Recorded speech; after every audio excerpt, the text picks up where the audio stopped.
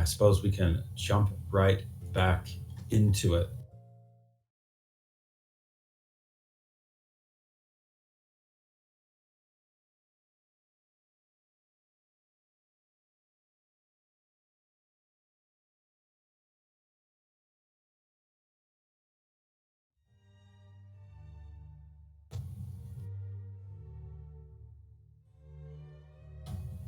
When last you had left, aside from watching a truly phenomenal bout between Stone Sour and your new samurai cop, Miyavi, all while this is happening, the enigma that is Cortland Kingswood has had his peaceful stay at a safe house interrupted by one Helena Wolfhouse. Perturbed by her unwelcome and rather brutal entrance, Cortland first goes to check to make sure that the police officers who were stationed with him to protect him are not injured because of his timing and placement and where he had guided them. They are not. They are stunned, however, temporarily incapacitated. Making sure to put them into the recovery position before he addresses Helena, Cortland adjusts his glasses and begins to fiddle with the watch around his wrist as he talks to her. I knew you were coming. The timers that I use informed me that there would be an unwelcome intrusion around this exact moment. I also have several timers running to ensure that you do not get in my way. I have a plan, and just because you don't have any patience doesn't mean that my plan is going to stop. So I'm going to give you approximately, he looks down at his watch, 60 seconds. If within 60 seconds you do not retreat so that I can give these officers some insane cover story for them to radio out, you are going to die. Helena leans back in her seat. You really are a weird son of a bitch. The others were right. You're like a machine or something, or a robot.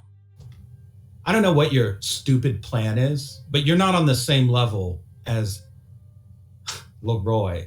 You can't just make this whole architecture and expect everybody to walk into the building and know what it is. You probably couldn't even plan a taco shack. Crash. Oh, Crash? Oh, you jumped out at the very end there. Oh, which part? Shit. Helena was just talking. Oh, well. Not on the same level as Leroy? Sorry. Oh, yeah, not at the same level as Leroy. You're not a grand designer of things, is basically what she was saying. Okay, thank you. Cortland looks down at his watch. You've used about 20 seconds. He looks down at one of the officers who has a gun on his waist and looks back at her. You know I'm serious, right? You know I'm serious. Back off now. 35 seconds. Helena huffs, gets into the car, revs the engine, pulls out, and drives off, leaving a trail of dust behind her. Cortland presses a button on his watch, seemingly to stop one of the timers on it, and then goes down to address the police officers. At first, he seems to be going through the motions, saying things like, I think he was drunk. No, yeah, drunk, distracted. And then he goes to shake one of them. There was a drunk, distracted driver. They took off after they went through the wall. Are you all right? The police officers stir to being awake. The first thing they do, of course, is secure him, make sure that he stays within view. The other officer, who gets up from being stunned, runs out to look off into the direction he sees Helena's black car go into and begins to call in a report that there's been a very severe accident at. He goes to pause. He can't give out the location of the safe house. So he just decides to run the numbers on the plate. Any transmission he gives out about location and the exact specifics of this incident will have to be kept to more clandestine channels of communication. If he were to give away this particular location and this particular suspect that they are holding, could be all of their asses on the line at that point. For his part, Cortland sits patiently and watches the two men scramble. And what they cannot see, of course, is that as his hands are behind his back, his fingers fiddle with the mechanisms of the watch. So for those of you who are on the island, you get a report. Something about a drunk driver, possibly suspected DUI, involved in a very serious car accident, along with the license plate numbers. Because I would say at least Claudia has actually, I'm pretty sure all of you at some, well, that's actually not true. I think only Claudia has seen Helena's car in person. So Claudia, I'm going to say you probably recognize the tags. I feel like she would, because like she did spend an extended amount of time with Helena at the very least. Plus, it's like the description cannot be more close to what Helena drives, which is a black muscle car. Yeah. In which case, what do you? Well, I'm assuming you share that information with your colleagues. Oh yeah, she's probably like. At first, she's probably like a little shocked that she's seen Helena here. You know, she's hearing about it, and it's like, well, Helena? That's Helena's car. It's got to be. There's no other car like it, I don't think.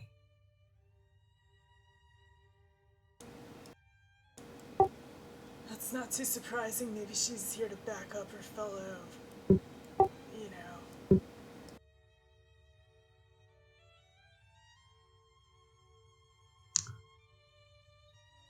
I mean, yeah, it's not too surprising. It's just like, I didn't think she would be here this quickly. What is she doing here? The report says, like, that she's, Like, leaving the yeah, what is the report? Yeah, leaving the scene of an accident, a vehicle collided with a residence, but they don't give out the address of the residence. They say suspected, distracted, drunk driving, no injuries reported on site. Car is still at large. They weren't able to obviously run it down, and their cars aren't fast enough to catch up with it, that's for sure. Did they say what direction it was going when they saw it speed through, at least? So maybe we have a very loose general idea where it may have sped off. They may give you a general description that the car is going like south down a certain well-known highway, but that description is actually, how do I say this? It's a guess, because they cannot give too much specific information about where the car might have been. Yeah, that's fair.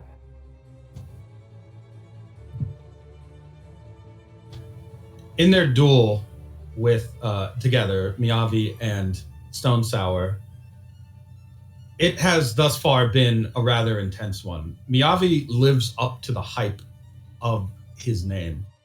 His swordplay is superb, and it's not that he moves with a particular sort of, I would say, grace or style.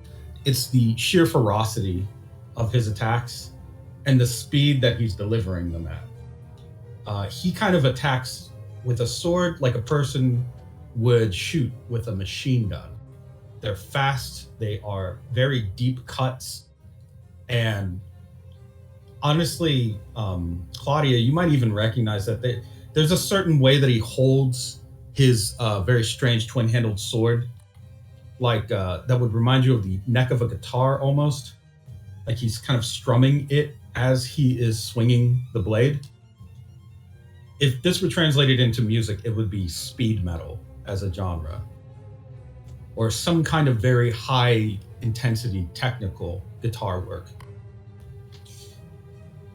But it's sort of at that moment that you hear this report and share it with your friends that Stone Sour actually holds up a hand towards Miyavi, indicating a pause.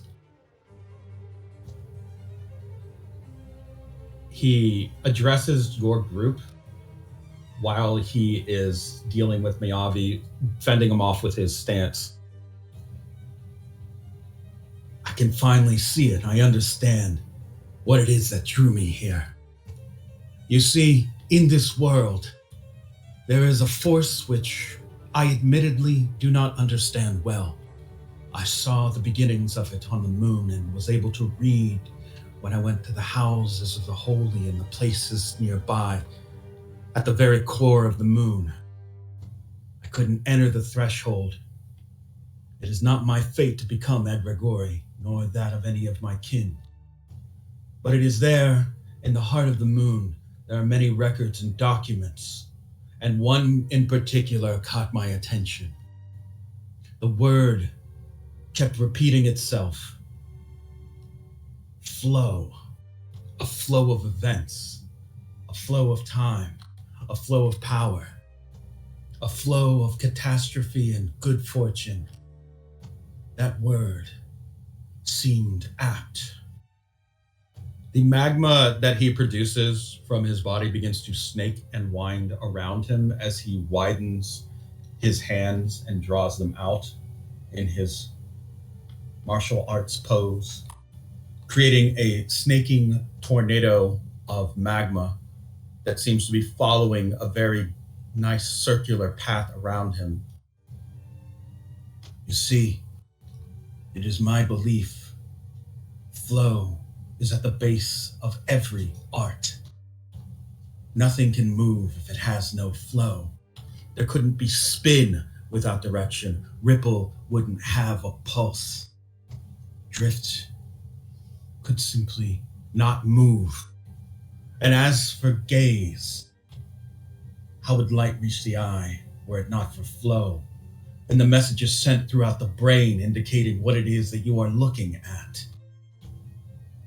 So I have found this thing now, and I have seen the flow of disaster and cataclysm right here in this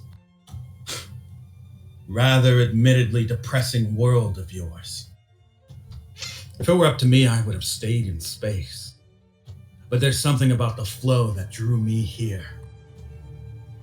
And I can see it now. That report that you just received, that too is within the flow. He finally reaches out with one palm hand with its back turned towards Miyavi, makes a motion to come at him now. Allow me to demonstrate. Miyavi moves in for another series of fierce strikes. But instead of striking him with a killing blow or even lashing out at him with the magma, Stone Sour just seems to walk by him, tap Miyavi on the shoulder, and cause the man to stumble and trip. He loses his footing. Stone Sour emerges on the other side, remanifesting the breathing magma, and just keeps his back towards Miyavi. What do you say? That has to be... Miyavi sheathes his blade. Yeah, I give up. There's no way that I'm going to be able to beat that. I don't know what move or art you used, but he just kind of like steps back a little. There's obviously something going on here. And until I figure it out, it probably would be a mistake to engage again. So, yeah, withdraw, resign, surrender. He shrugs. You're not a samurai, so it doesn't mean anything anyway. What was the term of the bet? I'll have to dye my hair a different color. Not a problem. I look good in almost any shade at all. He kind of runs his hands through his hair as he says that. Maybe purple, red, shocking blue. I don't know.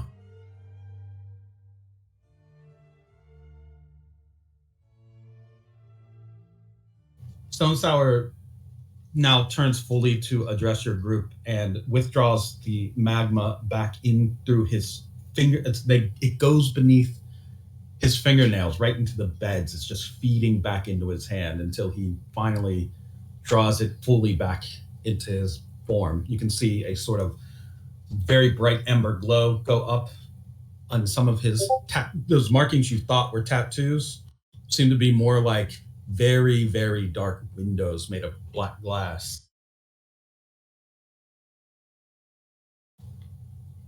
Well then, I'm afraid I don't know enough to teach you about this, as I barely understand it myself. And there is a sort of hindrance, I think. Not just in myself, but I imagine it exists within all of us Starmen. A thing that we can't properly grasp. But maybe it's possible that your kind could. And if you can, that probably means Avicii could too. Things just got interesting then. I was afraid that I'd be able to come down here and just stomp him to death, I think. With my level of molecular control, there aren't many opponents that could stand up to me, Avicii included. But if he has in fact mastered this flow, I wouldn't stand a chance, I bet. So, I'm sure you have important police work to do. You came here to ask about a bomb, did you not? Yes. That is actually correct. He holds a finger up. I could recreate it, I think. If I already have the elements still within my body, then actually regurgitating the mechanisms would be simple. However, he holds up a second finger. That would be against the law, because it wouldn't be the true evidence, it would be a recreation of it. So, in order to not break the law while I'm here on Earth, a third finger arises from a third arm that pops up from behind him. I simply couldn't do it for you. That evidence is gone. Would you be willing to testify to that? He kind of starts to rub his chin. You are a witness, and you did, in fact, eat it yourself. So the DNA evidence is inside of your stomach. I suppose that I could. I won't even ask what's in it for me.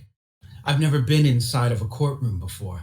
I've only seen legal dramas on Sugar Ray's holovids. Are they as comfortable as they look? No.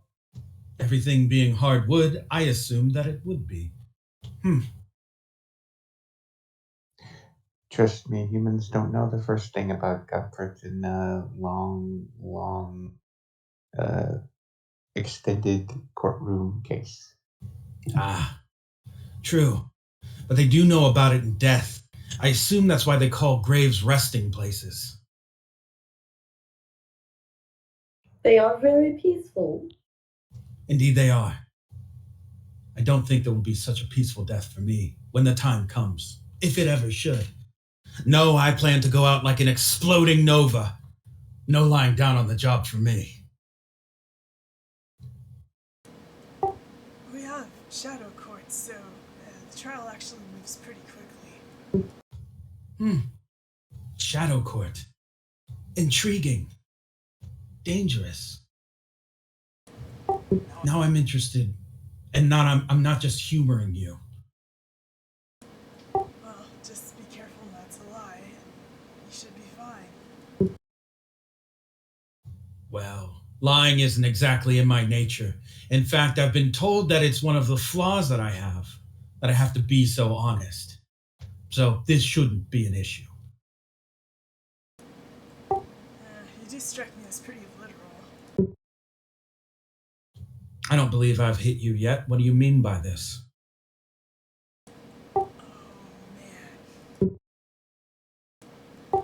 So, you said you saw the beginnings back on the moon of this, whatever this strange control is? Flow. Yes, I believe it to be the root from which all other arts branch. It could even be what's beneath the modes that we use to incorporate the elements within us. I suspect that it may have been the first fighting style or understanding, maybe the first philosophy created by mankind, or those that came before them. Yes, I think that the flow is important.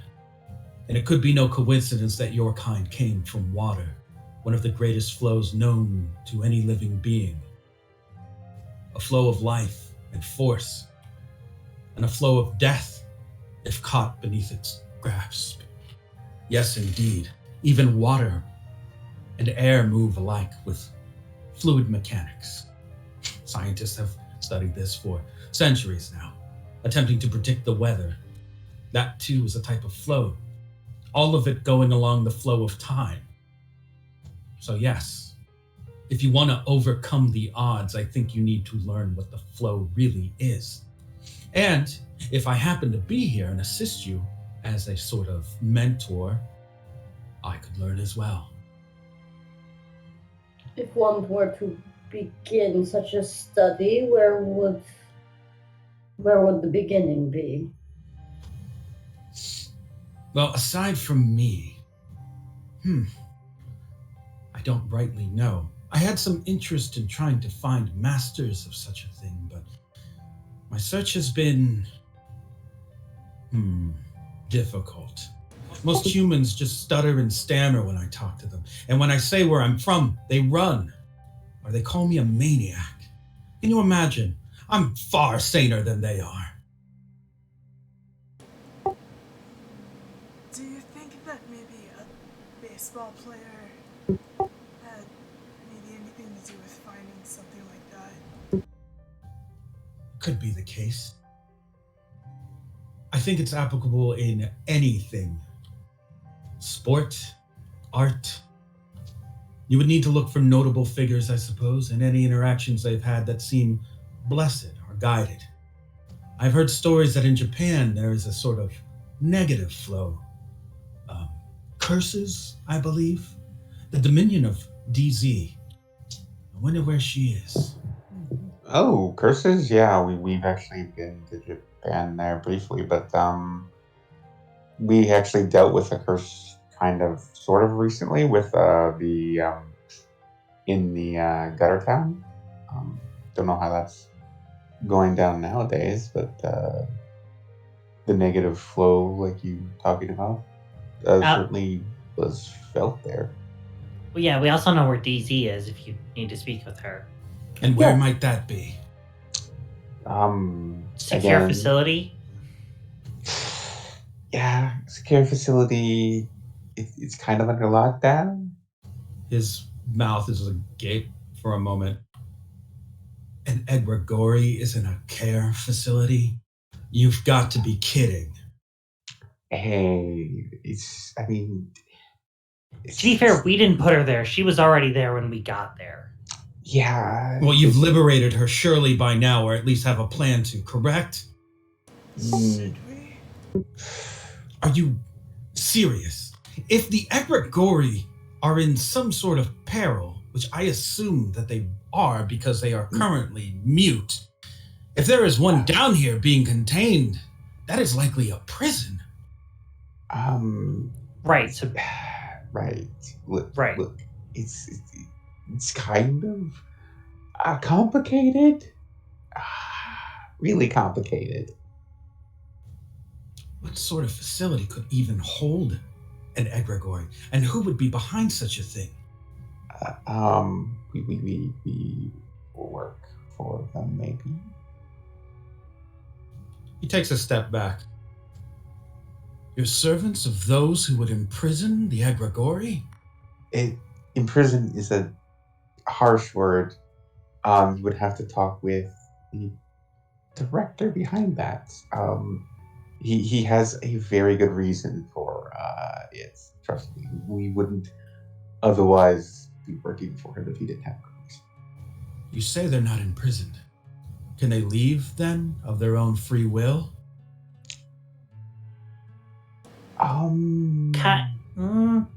Little bit. Kind of. The answer is no. They cannot leave. Were they given a trial of some kind? No. I don't know if they're being held for crime. Yeah, okay, so the way he explained it, as I understand it, is they're being held because of the overwhelming power and the effects that you here are having on them, if I remember correctly. Because one of them, we knew one of them for a long time, and then he kind of went nutty, and so it became dangerous to be around him. Stone Sour narrows his eyes. I think I see it now. You're all fools. I thought I could trust you, but you're trapped within a flow yourselves. A flow like those black feathers. Don't you think it's odd? They go mad. Why? They're imprisoned where? And by whom? All of it has to be in service to something. Right. Have you heard of the devil? Yeah. He's also in the place. Well, this matter will be resolved swiftly. Simply tell me how it is that you access this facility so that I can burn it to the ground. Wait, we need information. I feel like there's something you're not telling us. And there's also that facility is actually important to us because it actually. Do you know that they cannot leave Yes. this earth? Whether they are freed of prison or not. Perhaps talking with that director will help you understand why. I'm not sure if he's in right now because he is kind of busy, but perhaps if we put you into contact with him, he can explain this much better than we are. Stone Sour kind of sneers. Are you fighters or lapdogs?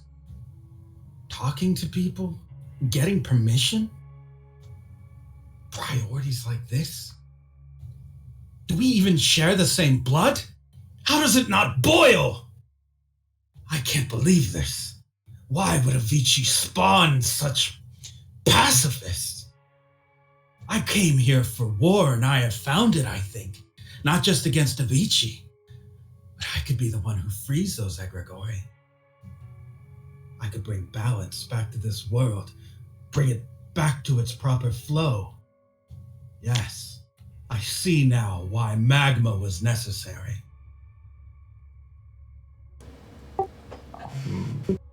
I have no more need of communication with you. If you want to contact me, look for the brightest thing in the sky. And as for your facility, I'll find it on my own. Trust me. I may be new around here, but I have a lot of ways of getting information when I want it fast. I will forgive you for your part in making sure the egregori stay imprisoned, so long as you do not get in my way. But if you should, I'm afraid that after our brief friendship, I will have to burn you down. I would simply recommend to take you there. Again, we could literally put you into contact so that he can explain things much better than we clearly are. I have no interest in speaking to a manipulative liar, nor will I be walked into any trap or ambush that could capture an egregori by those who would work for such a person. No, I prefer this independence and freedom to pursue it on my own. In fact, it's very necessary for me. It should be for you as well. Depending on structures and laws will get you nowhere. It can be turned against you and likely already has. Worry not, I will return to face down against Avicii's forces, but for now, I have a map to draw and a destination to find at the end of the line, where X marks my vengeance. He starts to burn very, very brightly with an incredible intensity. Farewell, men of the sea. Good luck to you, Uncle. Bye, Uncle.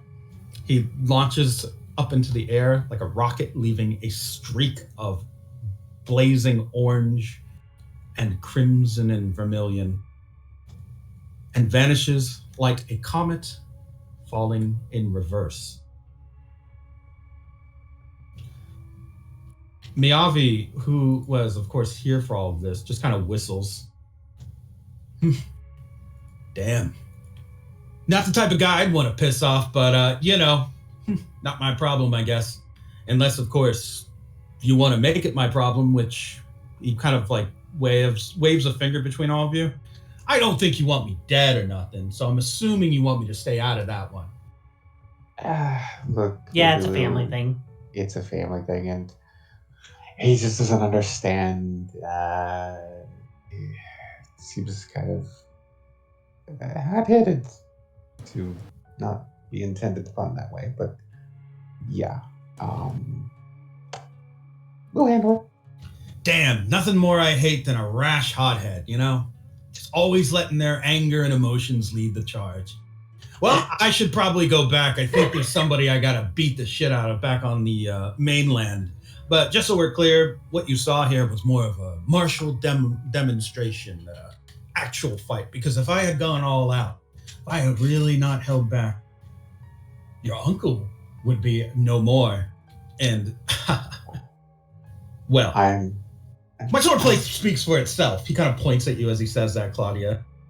I mean, yeah, we saw it.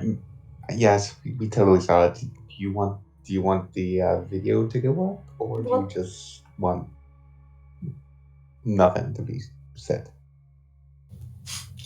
If you're gonna put it up, just edit out the ending. He kind of snaps his fingers, and you can hear a helicopter in the distance. A rope ladder descends next to him after a moment. Guess I'll see you guys back at the office. He winks, grabs hold of the rope ladder, and the helicopter just takes off with him in tow. Who's paying for that helicopter? He shrugs as he goes because he heard it. I think the taxpayers are hit that way. So I don't know who's going to explain this one. I speak waves as he goes. I like him. He is lively. So, none of you had any doubt put in your mind just now by anything Stone Sour just said? I think. I mean, it is a little concerning, yeah, but I It's do wish concerning. I mean, if the Egregori are silent, there's a reason for it. So having the ones that we have, we know I the guess, reason. in a safe place is not bad either. Like, yeah, I mean, the same thing's going on right now with Cortland. It's kind of like a witness protection thing. We got them hidden away. They're not going to get caught up in whatever the other ones are, but And they can kind of get out. We have the robot. And they are in the same room as Satan, basically. So, like, I don't know. I mean, there's a point to be made about collecting a lot of them in one place. It's a little concerning. I would maybe like to ask what the plan is if he does gather even more. But so far he seems to be doing okay.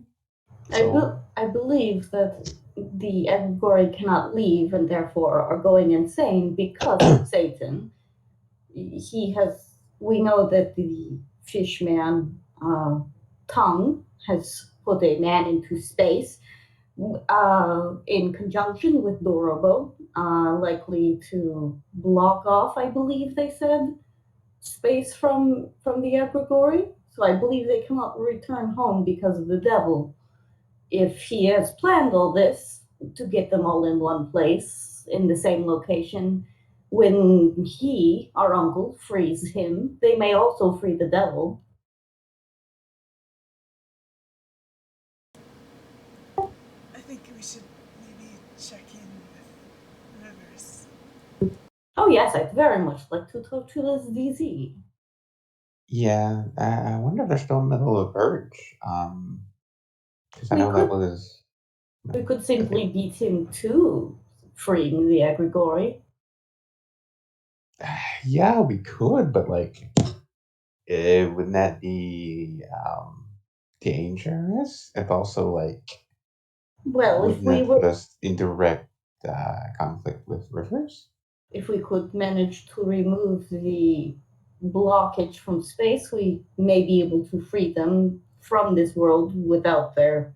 She taps the side of her head.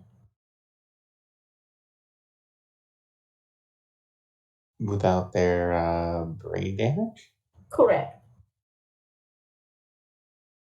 They may be able to return from whence they came. That's a thought.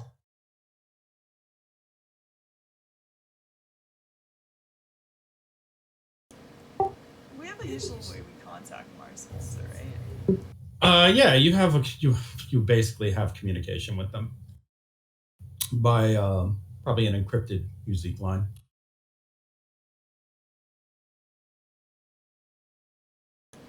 If that is what you would like to do, then you certainly can. I what they did to Fate, but they changed some of the template stuff. It sure is obnoxious. So, yes, what is your plan here? You're still on Lonely Island. What does your group generally want to do? I think we want to check in to see if they are still doing the purge. You just send a message or query about that. Yeah, aside from that, we probably should deal with Helena while she's still like hot in the streets. Yeah, you get a message back that says purge complete, no signs of trouble, everything okay. Pretty much. They give you a clear message actually. So the purge status at the lighthouse has been lifted. Should we just text them that we're gonna show up later? Deal with Helena right now, guys? Or how do you want to swing this? Yeah, may as well. Okay. Wait, you're just letting them know that you'll be by later, and what else? And we're gonna deal with Helena. Okay, you get a message back. It says, we will also handle any imprisonment or capture of anyone that you need us to. So feel free to bring us more. If there's anyone out in the field that you feel can't be held within a traditional prison. Oh. Well, two birds with one stone, huh?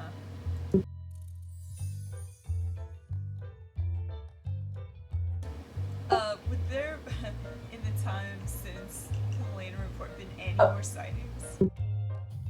Yeah, there's been a few, probably speeding warnings from cameras. What's up? Before we move on, can Icepeak leans over and says, ask them if they have any space capabilities. Space keeping? What do you mean? A ship of some sort? And you'll just text that. You get a message back. It says, certainly do. Please let us know what we can do to assist you. And I just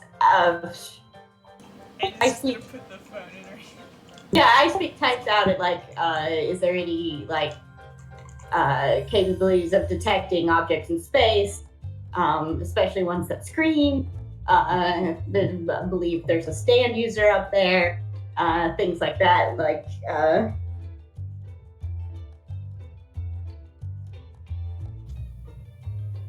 I speak, you get a message back that says you may be able to find more information at a research facility in Stella Maris where we have contacts. So they advise you to go there and speak with a doctor. We'll say, yeah, Dr. Applebaum. Applebaum, okay. I also would like to speak to Tom at some point.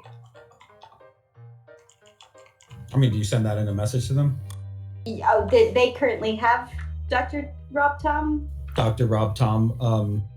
You're informed that Dr. Rob Tom is currently undergoing some therapy for his condition, so he may be difficult to talk to.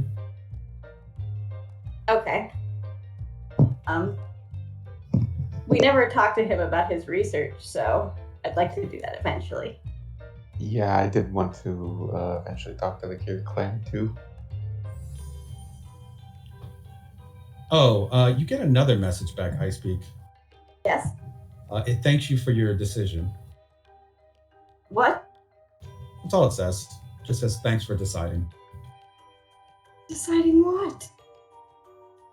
What? Please explain. No response. Okay.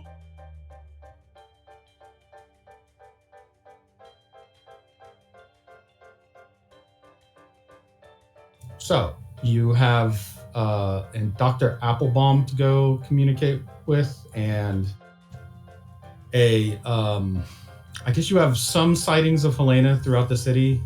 According to any incoming reports you would have gotten on this, it's just right now speeding, reckless driving. There are road cameras that are capturing her because of how fast she's going.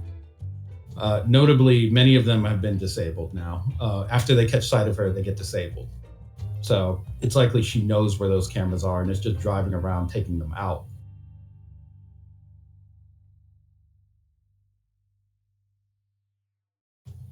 You also, I mean, it depends on how much, I guess. I would say without being prompted, Rust would probably send you an incoming message more specific about what happened with Cortland. On your Zeeks, you would get a message that would say something like, probably safe house compromise. Your suspect that you had in holding your witness just was involved in some kind of vehicular accident. And he probably would also message that he can send encrypted coordinates. Because while the messages about Cortland's status are being handled on a like pretty hush-hush basis, your tech guy Rust pretty much sniffs all that information out that he can while he's back at the office. Alright. He also lets you know that he has like some communication channels with Rivers, but he says they are not sending the same types of encryption signatures that they used to. So either they've changed them, or whoever's operating Rivers communication may not be aware of certain protocols.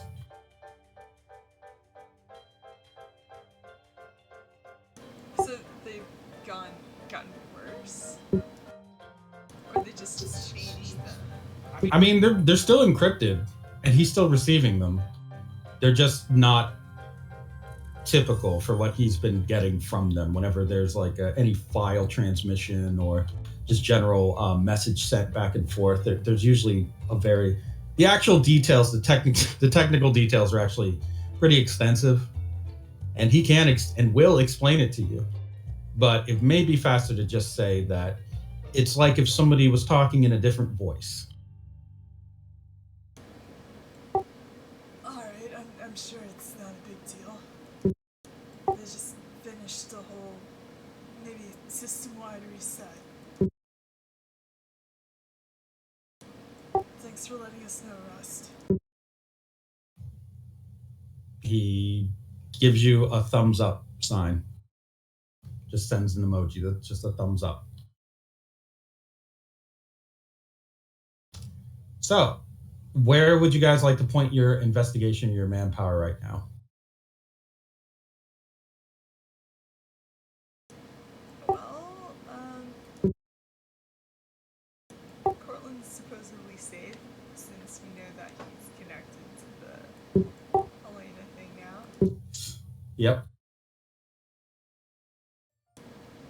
So I guess we would, like, head towards the area of her latest sighting, even though she's probably pretty fast. It's still a start. She's pretty loud. Okay. Are you going there all as a group? Yeah, we might want to, like, be able to spread For out. Helena? Yeah. Well, we're all still need to go right now. No, I mean, like, she's powerful. Like, yeah, we should probably. Yeah, if we can catch her, that's just another little, bee that Rivers can throw in their beehive. Okay. In that case, you will be heading down a strip of road.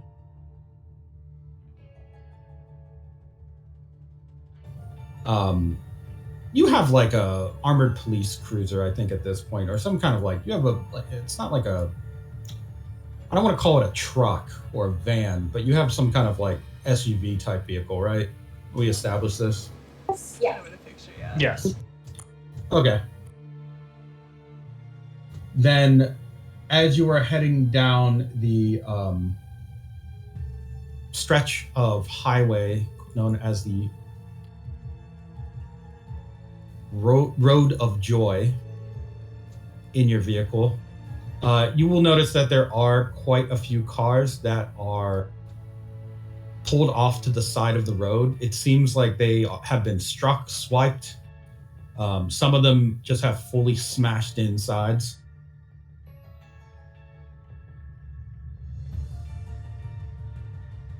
Ugh, what a mess.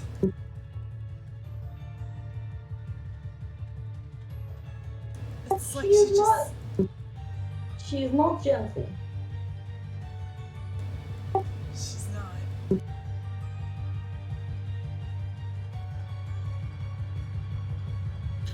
So, what is it that you just want to pursue the suspect? I guess if you're going to try and chase Helena down, you're going to need to meet or exceed her speed, basically.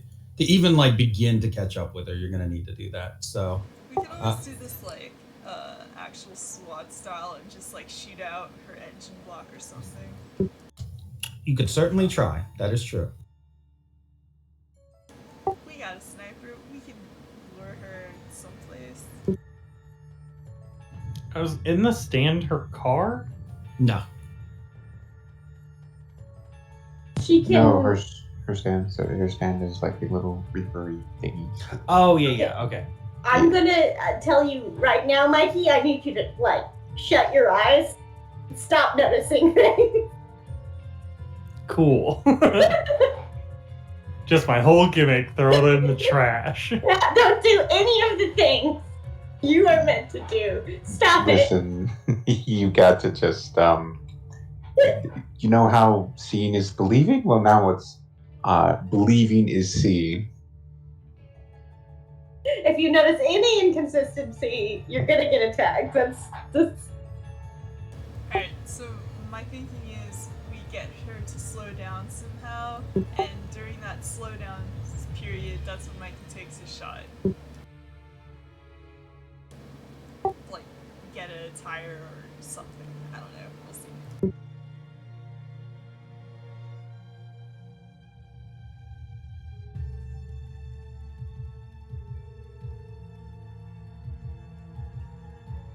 Although, I guess the issue would also be chasing after her.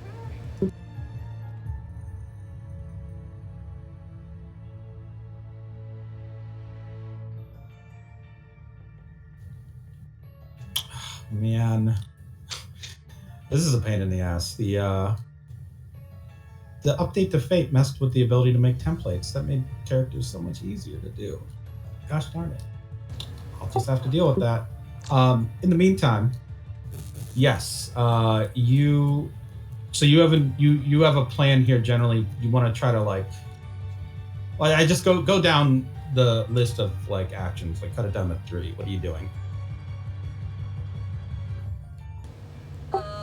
We're catching up to her somehow, and then we are offering resistance so that her vehicle isn't just freely crashing into people, and is also slowing down so that Mikey can shoot her in the engine. Right. Okay. It's kind of 3 actions. So as you're driving down on the highway to pursue her, do you run your lights? Oh, hell yeah. Okay, that's gonna get other vehicles out of the way for certain. Cool, is that an advantage? I will say that it's an advantage, but it's definitely going to cause an effect. Certainly, because once the vehicles have gotten enough of them have spread out away from your pursuit, you find that there is a family standing in the middle of the road directly in your path. Oh man.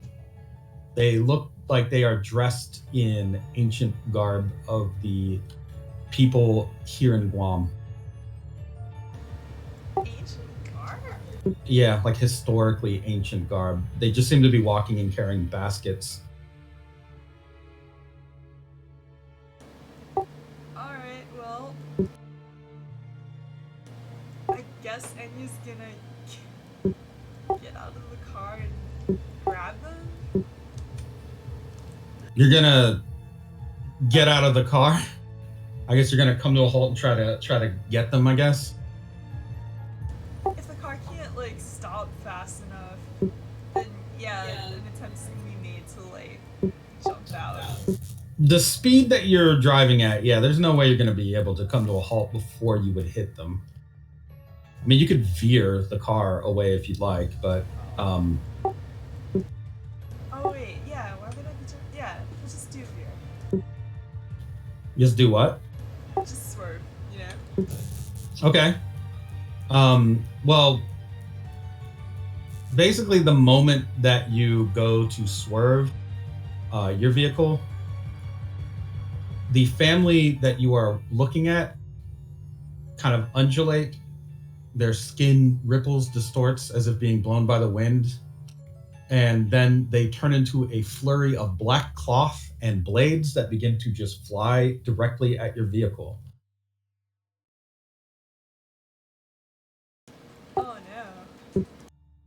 So as you're swerving, these figures that look like a flock of reapers begin to slice into your car's tires. They sweep along the ground, slice through the material of your tires, like right through the cap even, and cause your vehicle to lose control, obviously, because your wheels have just been very badly damaged. Oh no, nuts. I'm gonna need... Who's behind the wheel, actually? It's you, right? Enya? You know what, sure, yeah. Okay, go ahead and give me a suppress roll to see if you can keep your vehicle from crashing, because you are now going at a high speed with extremely damaged tires. I'm in there. Okay, you're looking to pass a 4. Alright, Lindenberg, your lives mean so much to me to reroll. Okay.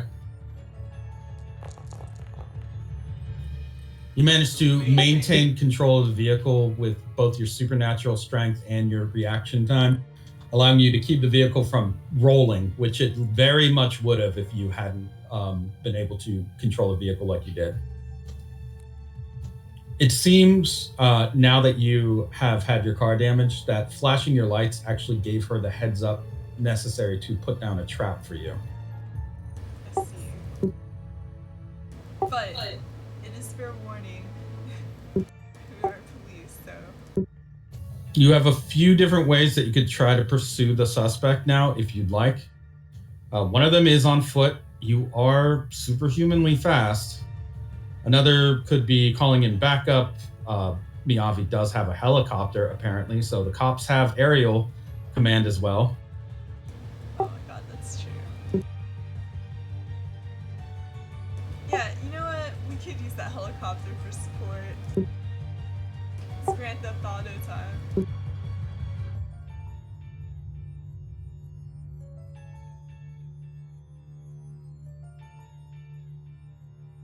All right, it's going to take a while for them to deploy the copter, to your location, but you get word back from the from the Stella Maris Police Department saying that they are sending aerial surveillance and will give you any updates.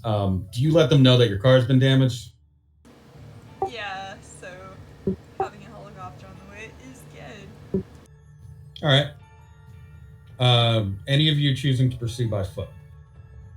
I would imagine all of us, right? Probably. Well, if you were to follow by foot, I would say between what just happened and Claudia, you again have experience with Lena. You generally have an idea of how at least one aspect of her stand works. That trap was just her executing something that she did in that race in Russia. Yeah. So. You're going to need a counterplay to that, or else it could just end up attacking you while you're on the road as well.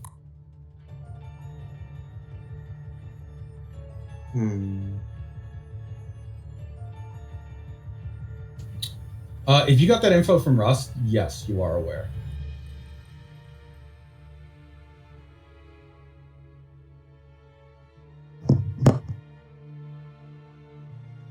Yeah, there were no reported injuries at the scene of the accident.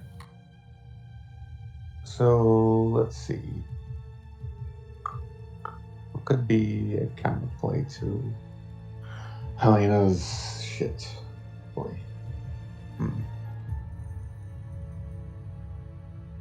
That isn't just blindfolding us. Yeah, that is an option.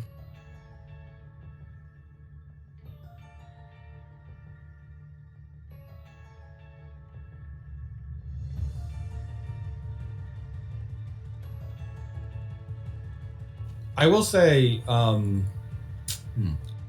there are at least a few ways that you can avoid it. For instance, it obviously isn't at infinite range, or else she would be able to just kill everybody in the world with her Grim Reapers. So there needs to be a range that you're at when you notice it before it can proc. The people on the road didn't just turn into Reapers like right away. You kind of had to get close to them, or closer, I should say. It still is within, like, I would say, if we were trying to discuss like stand range, like as a stat, then you may be able to estimate that it was at like a range of probably 2 to 3, not a full 4. So Okay, so pretty decent range, but Kind of short range. okay, I think we could probably work with that to where we get just short of its range. And then what we do is we start to fan out, kind of make her have to concentrate on one of us, or like distract her, so that essentially a pincer attack, kind of like 2 people moving up, kind of being aggressive, so that she has to respond, and then the other get out of her range, move up while she's distracted. in order for this maneuver to be successful, you are going to have to choose which 2 of you will be the ones to confront her directly. All of you, if all of you go for it, it's possible that she could use any one of you to trigger the trap to attack all of you at once. So by holding back at least two people and allowing them to play distracted on the road, it's possible you may actually stand a better chance, basically, by staggering your approach here. So two of you are going to have to take the lead, tip of the spear, as it were. And there's a picture for the Road to Joy. Thank you, Midjourney. Kind of feel like Mikey and Ice Peak probably should stagger back. I mean, that's just my opinion. What do you think? Like, because Ice Peak is our medic and he is our sniper. So they're not, like, great at the confrontation, but they could be great for coming in and being the surprise hit that she doesn't expect. That's just my thoughts, though. Like, what do you think? That's fine. Okay, and I guess lastly, before you execute any plan, I'm assuming you're going to want to try to take her alive? Or does it not truly matter to you?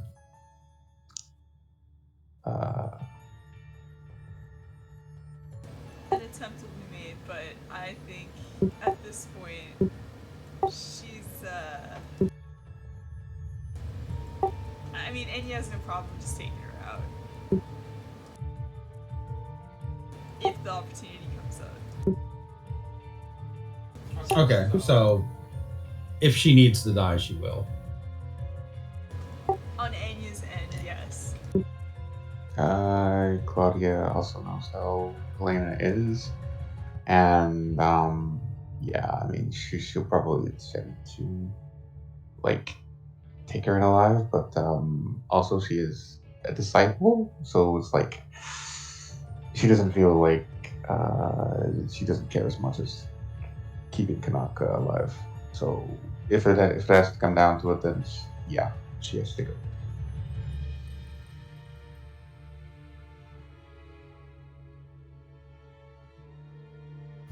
Okay.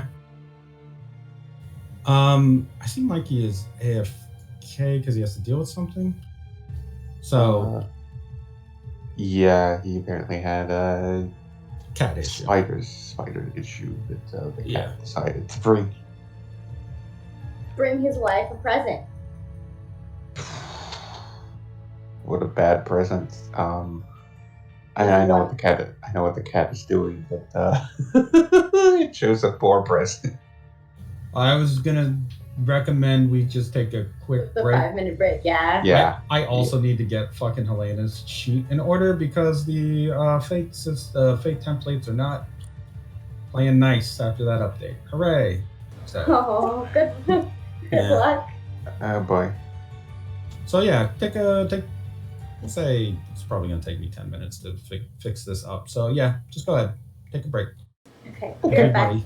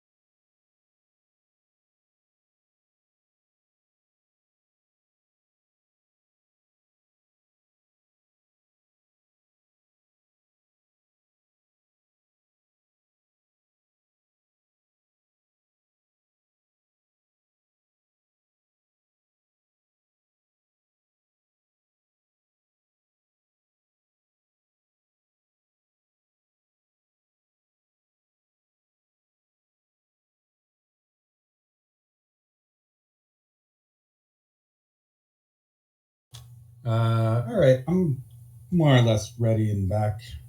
Who else is here? E?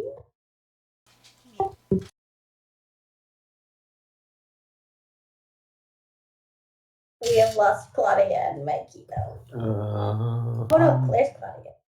I'm sort of here. Oh, Sort of. you need a little bit more time? Only like 2 minutes, really. Okay, that's fine.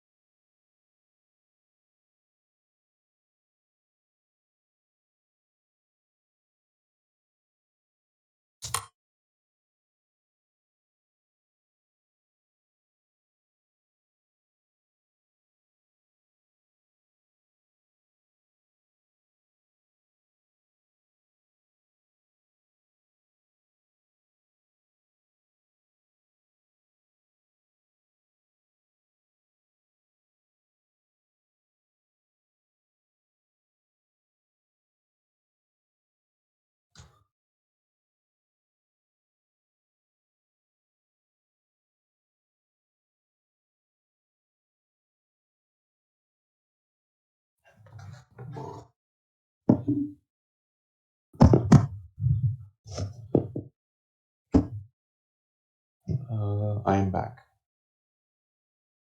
All right, welcome back. Yeah.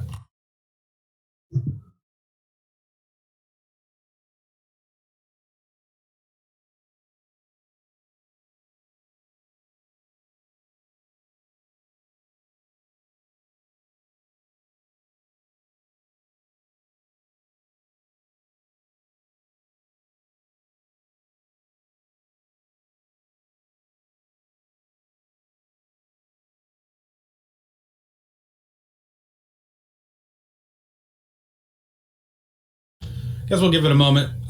See if Mikey comes back or if he's just permanently taken out by the babies have finally gotten him. Got it. The spider got him. Ah, yes. It's too many opponents tonight. Here.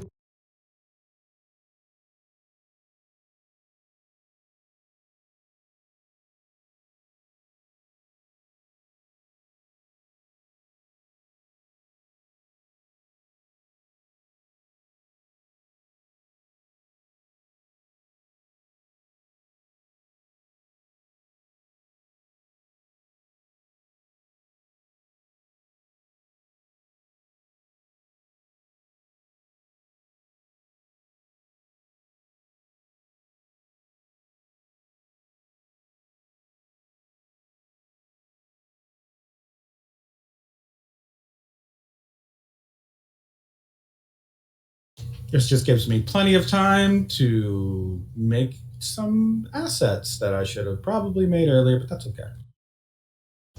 So I am making use of my time. Do not worry. Do not fret.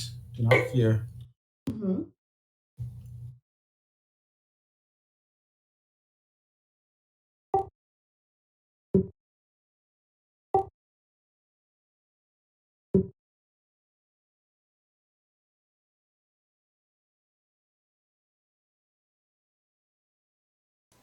Also, the DM is cool. Hmm? I said the DM is pretty cool. Doing pretty cool stuff. Like wrangling Foundry back to working at all. Indeed. Ever.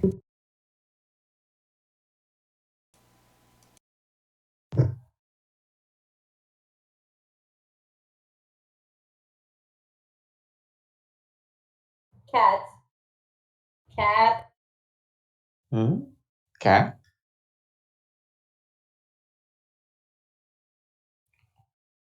He has decided to drop his string behind my computer Oh dear.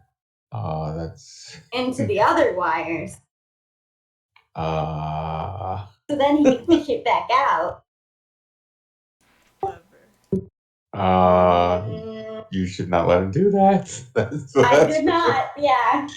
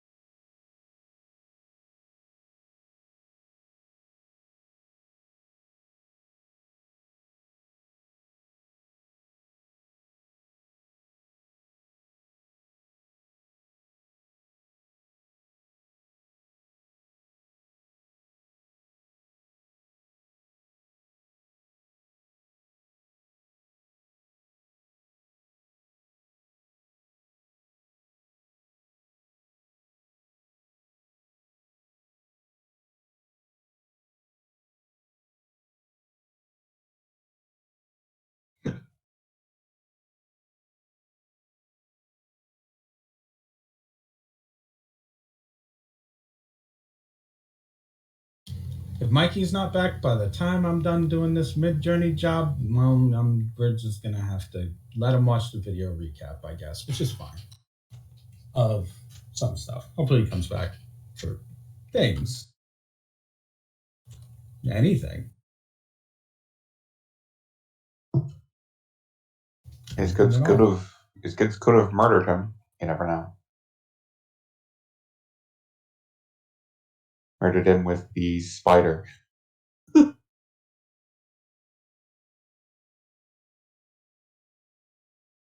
Hopefully, he does return, and it isn't being assaulted by the spider anymore.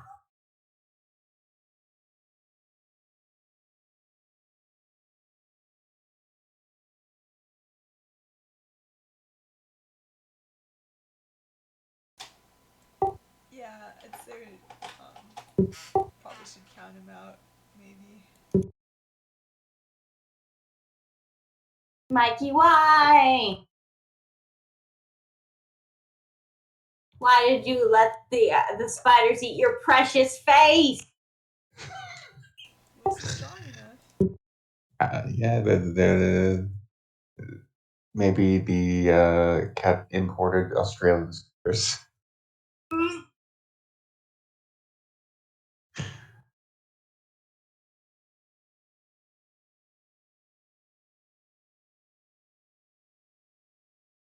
If I had to guess, it probably had something to do with his kids waking up somehow. From the wife screaming about spiders. I don't know. Yeah. I kind of imagine that what happened is the kids woke up due to the screaming as he was dealing with it.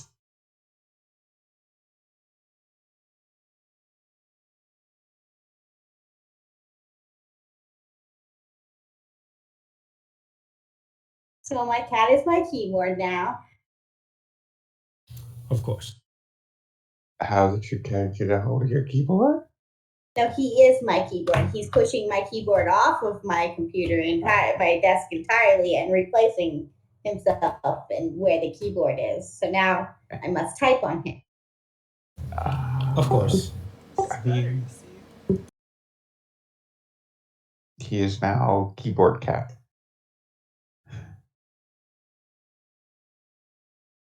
He accepts this. What's wrong with you?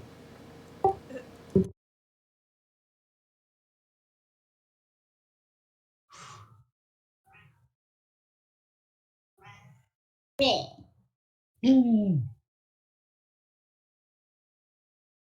There's one scraggly cat.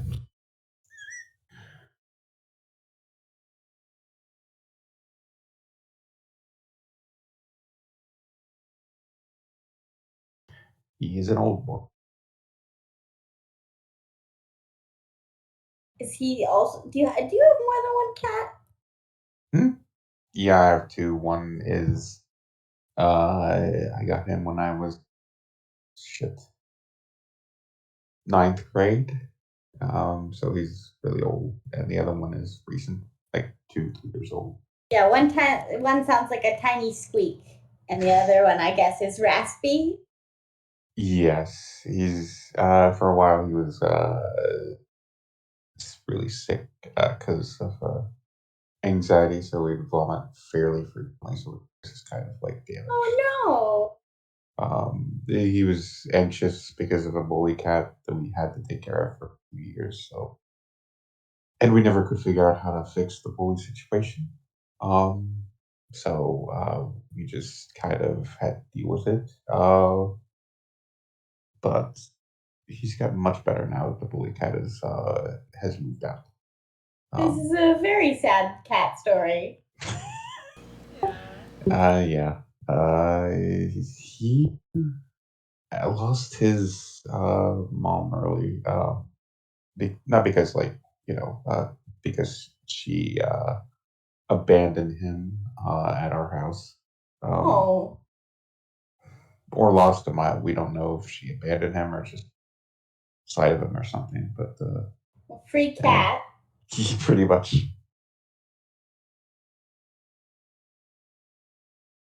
And he's been with us ever since. And then the other cat was fell off of a truck, I think, in the middle of the road.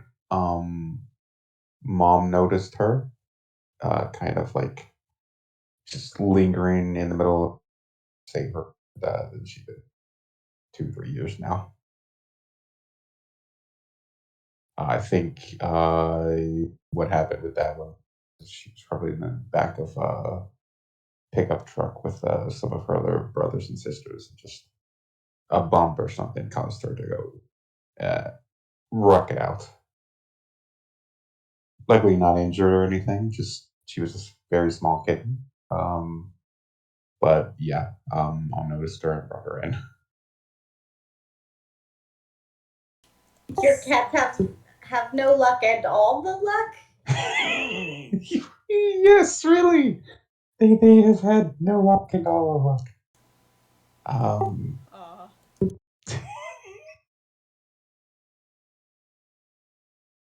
Like none of my cats have been adopted from anywhere. They've just kind of fallen into our lap. They chose you. Yeah, pretty much. Pretty much. All right. Well, we're down one Mikey till he comes back. Also, a very sweet story about your cats. To interrupt cat time. I have adopted several cats as well. So I know how it is. Especially when you find them as a kitten. So you gotta do it. Gotta Pretty save much. the baby. I guess this baby's mine now. Actual free baby. Yeah. All right.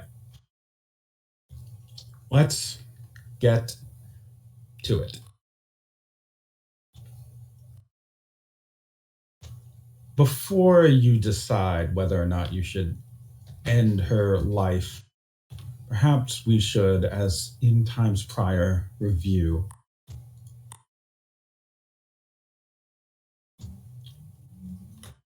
the life of Helena Wolfhouse. The time is 1986. School is about to end and a party is in full swing. Beneath a closed bowling alley in the basement, rather extensive. Popular high schoolers have parties. They, of course, have the money and the political connections in their town of Albany to have a place where they can drink, play music, and occasionally even play a prank. Albany High School, a place where you can find every type of person, including certain misfits. A teenager with an androgynous form to her body and a rather gothic fashion sense, Helena Wolfhouse, whose hair covers her face, who can barely speak above a mumble, who stammers often, is not the most popular girl in school. Far from it. She is an outcast, even from other goths at school. They say she's strange, smells like a dog. And they feel uncomfortable when she's around. People say that she's got a sort of unnerving stare, and when she tries to smile at anyone, it only makes them even more uneasy. It's her teeth, a little bit too sharp. Her eyes stare a little bit too hard. And the fact that it's so difficult to understand what she's saying. Speech impediment? Maybe it's just psychology. She's been to counselors and therapists. She's had speech tutors. She's even been on medications before. Severe depression, naturally. So it is at a particular day at Albany High, she's surprised to be approached by one of the most popular boys in school, Dion Peacewick. Say there, Helena.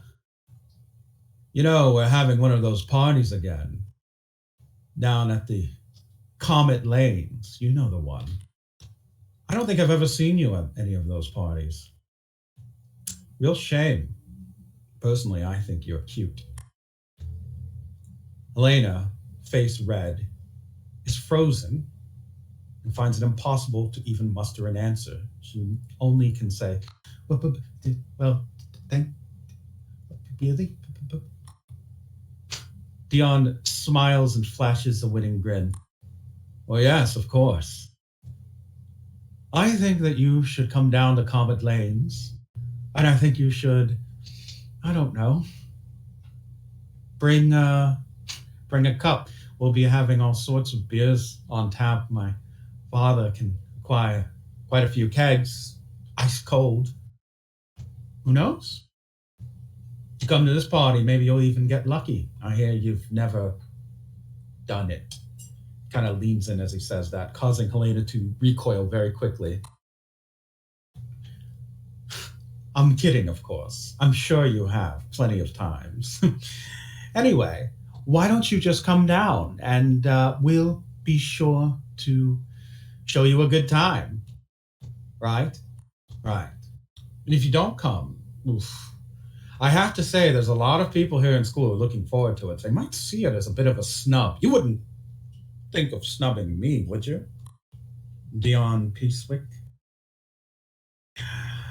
Star of the football team, captain of the debate club. You wouldn't dare do it. So I'll be seeing you there. Ta-ta and ciao, darling. He winks and turns. Helena, well after Dion has left, just says, how am I going to... I need to... don't have drivers. I don't have a car. At home, Helena's life is no easier than it is at school. Her father, Mr. Wolfhouse, is a violent alcoholic. As soon as she goes into the door after school, she can already hear a bottle breaking. She shudders and winces. It's a practiced response by this point. Elena, get the hell in here. He calls her over to the living room, where he is surprisingly dressed in a fairly nice shirt. It has pattern on it. Flamingos. Look here. I'm going out tonight. Hot piece of tail told me that I could get lucky real easy. High school girl, even. So I'll be heading out. You better not cause any fucking trouble. Don't touch my fucking beer either. You stay right here and just study or something. It's not like you have any friends, so I guess I don't have to worry about you inviting any boys over. Not that it'd matter. You'd probably spread for anyone. He picks his nose as he yells at her. You hear me, right? Say something already. You just stand there like a mute dummy, not even opening your mouth. I don't even know if I have a daughter, more like some kind of crash test dummy. I should see what they'll pay me down at the automobile place. Help you test how safe their vehicles are. Strap you right in, put a brick on the pedal, and run you right into a wall. Maybe then you'd be worth a damn. Elena just, again, okay. He finally drinks his last beer, puts it down on the nightstand, grabs his car keys. The man is in no shape to drive. And then gets behind the wheel of a very expensive black muscle car. He rubs the dash, kisses his lips, and then touches the wheel. Yeah, the only thing that ever went good in my life, baby.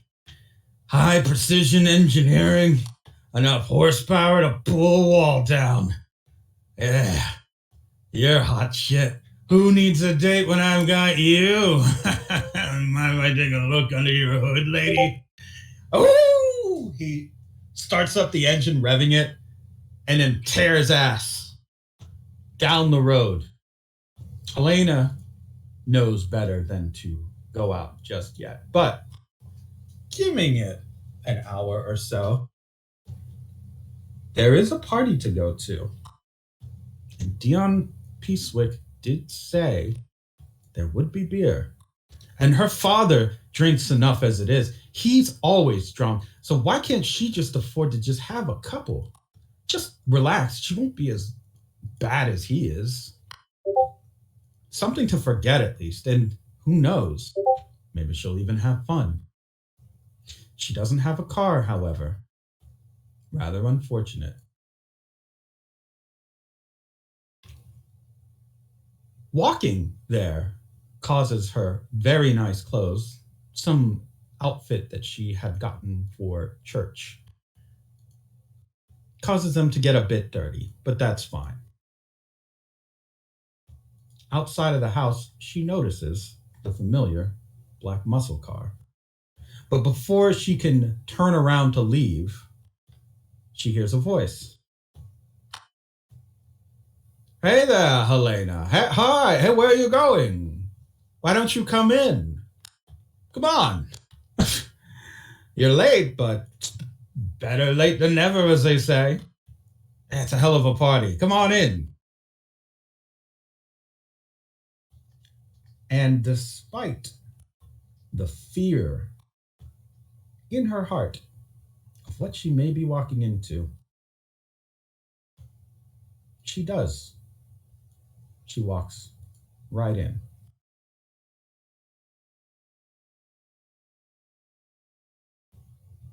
The party is amazing to her. The streamers, the lights, the guys, the girls, everyone looks beautiful and glowing beneath those lights. Of course, they're all sweaty, but they seem to be having so much fun, dancing, talking. And to her surprise, when she walks in, A great cheer goes up amongst the crowd. You can even hear some of them say, "She's here! Come on, guys, come on, get her a beer, get her a beer!" And before she knows it, she's swept up into the momentum of this party.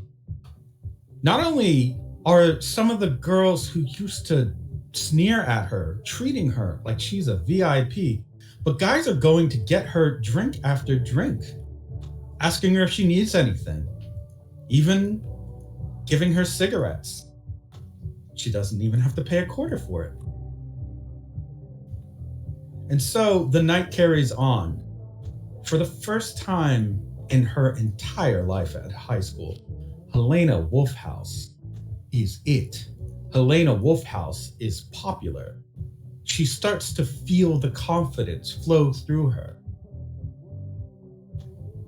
She even says to one of them as she's drinking, leaning over, a little staggered from her intoxication, "You know, I think I might want to be a demolition derby kind of girl.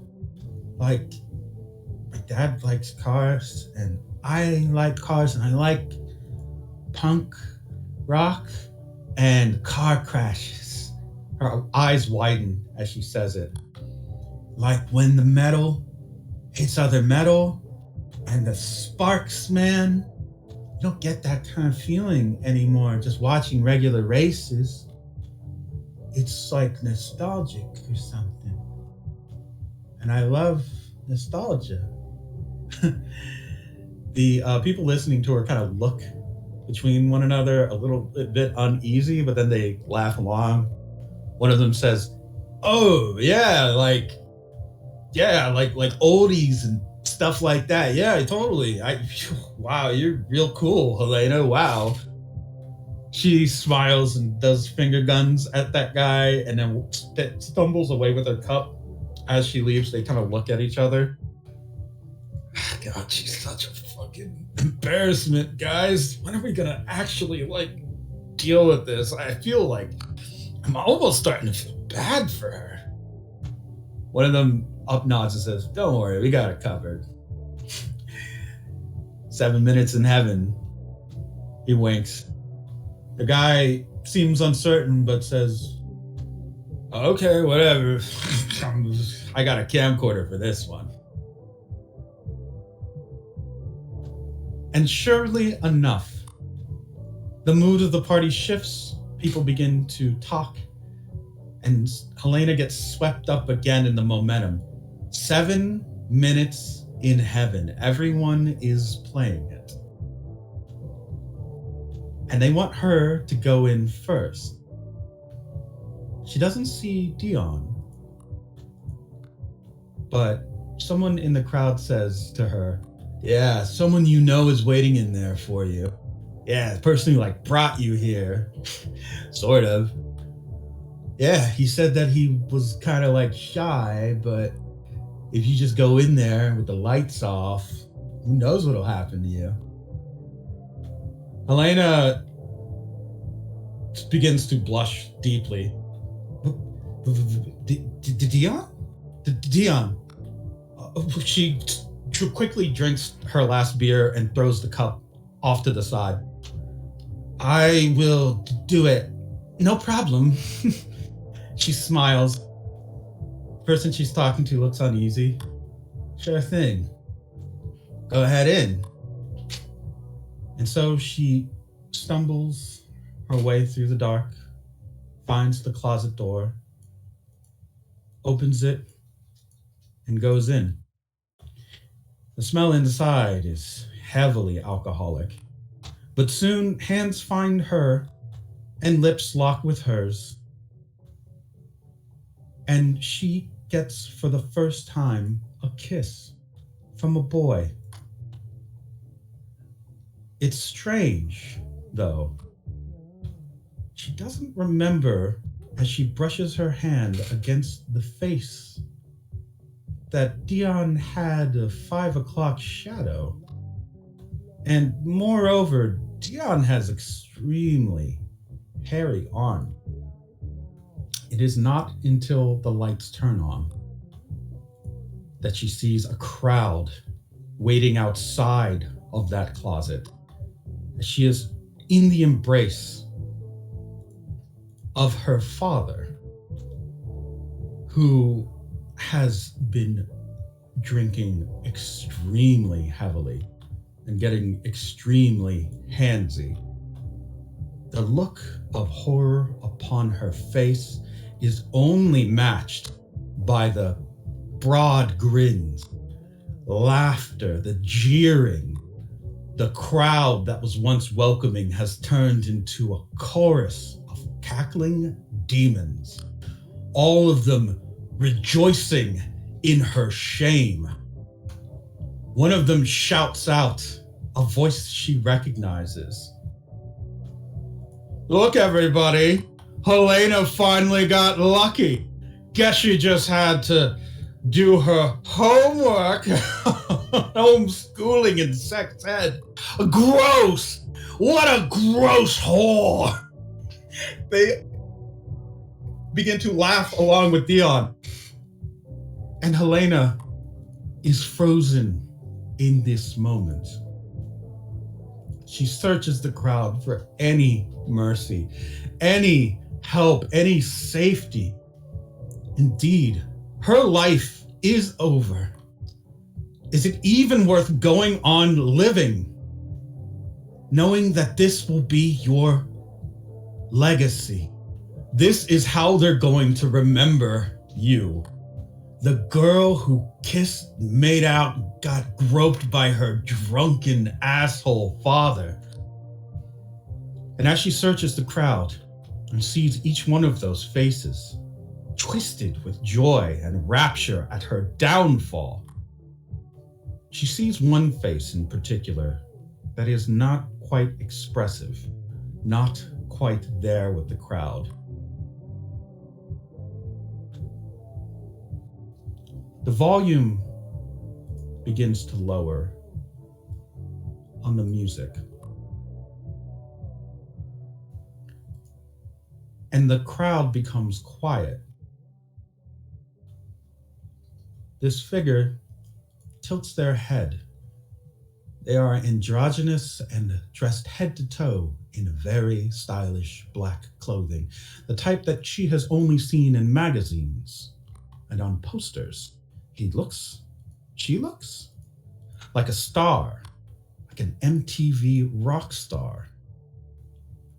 And their voice carries clearly over the madness of the crowd. There are other ways to be remembered. Homicide comes to mind. The figure looks around the room and then back to her. Well, I'm sure you'll figure it out. High school is hard. He smiles and then melts back into the crowd, vanishing. The volume returns to where it was. Helena looks around the room, her eyes widening and beginning to shake with fury. And then she pushes her way through the crowd, rushes off. They try to hold her back. They've been recording the entire time. You're yelling, "Where are you going? I want next. Come on, we won't tell anybody if you blow all of us, right, guys?" They're laughing. The girls they're with are laughing, but one of them slaps the guy who said that. "You pig."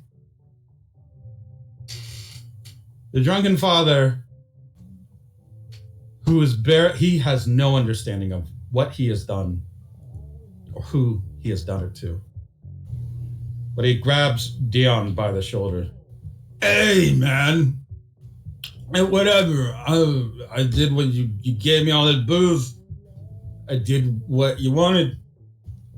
I'm gonna go find some other place to party because I don't know if that was that chick had nothing going on, pal. And trust me, I checked. No tits, no ass. So I'm gonna take off," but he pats himself down. "Which one of you assholes stole my car keys. I'm good for it. I can drive. Dion just kind of shoves the man off. Whatever. Lucky we don't call the cops, you pervert. He stops. Hold on. Turn the music down. Does anyone hear something?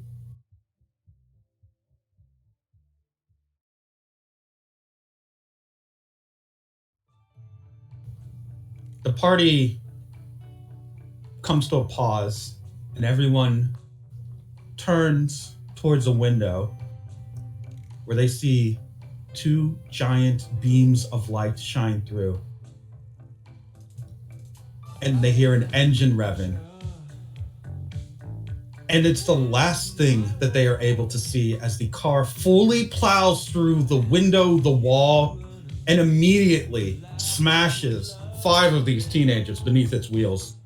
As they scream and flee, the car continues to pull maneuver after maneuver, clearing this very large floor very easily. Those who can't escape fast enough or throw someone down in the way as they get away are torn to pieces beneath the wheels of this car, which does crimson donuts all throughout the basement of this bowling alley. Behind the wheel, a maddened, drunken Helena laughs, cackles, and screams with joy as she sends body after body flying against the walls, smashed into the pavement. The red smears are her paint, and she is such an artist. And the headlines that follow, she has to make sure to pay the guards at the facility she's being held at to give her access to the papers. The doctors that are taking care of her, they don't want her to be able to relive the glory of her crimes. But she can see it clearly. Party in upstate New York ends in incredible tragedy. Well over 30 teenagers die in a horrific, bizarre accident. A car drove in and destroyed practically everyone there. The person who did it has seemingly no reason, no motive other than the devil made them do it. And satanic panic goes up in the region and the school year that follows. Satan is everywhere, ruining the lives of these teenagers with bright futures. Don't be like that girl, Helena Wolfhouse.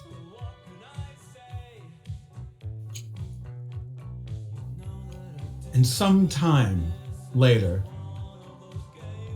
after biting the nose off of an orderly who tried to assault her, she has escaped the facility and is living now squatting above the very bowling alley where her rampage took place. She scared away any other squatters, and with her disheveled look, she's nearly indistinguishable from any urchin. But as she runs a toy car into a Barbie's head repeatedly, some scraps she found here and there, she relives the same murder over and over with such joy in her heart. It is on one particular day, as she is up there, that the same figure appears. I see that you are living well. What do you say to working with me, though? Instead of it just being propaganda or hype, how about really working with the devil? And they smile. And Helena smiles and clenches the toys between her hands. Hell yes.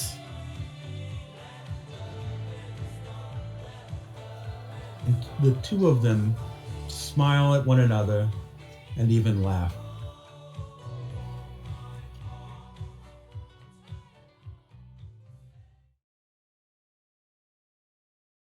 As we come back,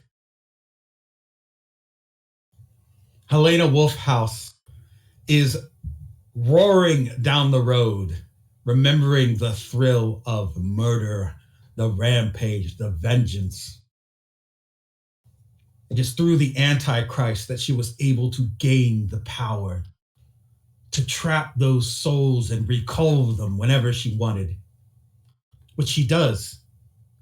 Right next to her in the passenger seat, the spirit manifests, called into existence.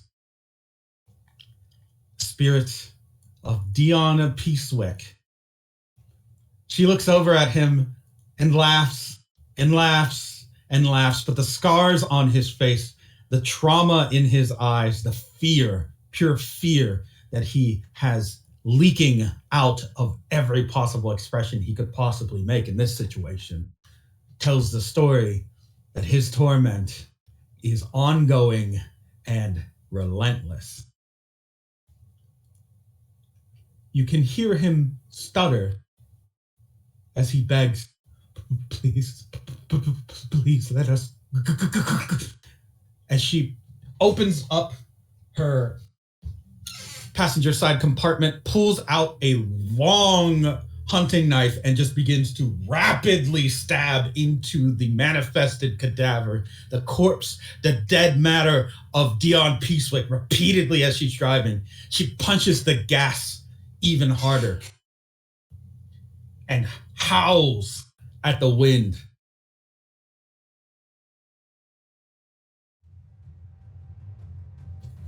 The ghost eventually melts down and turns into a smoldering pile, returning to the eternal torment that awaits it back on the other side.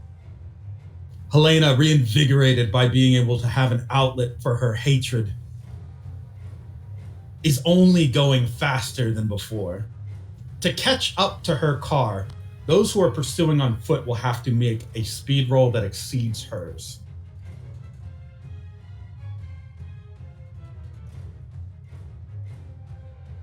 Oh boy. A 0. Well, you should be able to beat that, except she is going to invoke, of course. She is going to invoke her drive to live fast and die hard. Oh, what? Is it going to roll? There we go. A 5. She's also going to invoke that she is a veteran racer.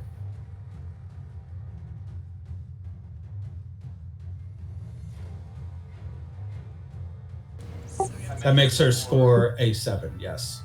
So whoever's pursuing her on foot, they'll be needing to beat that score.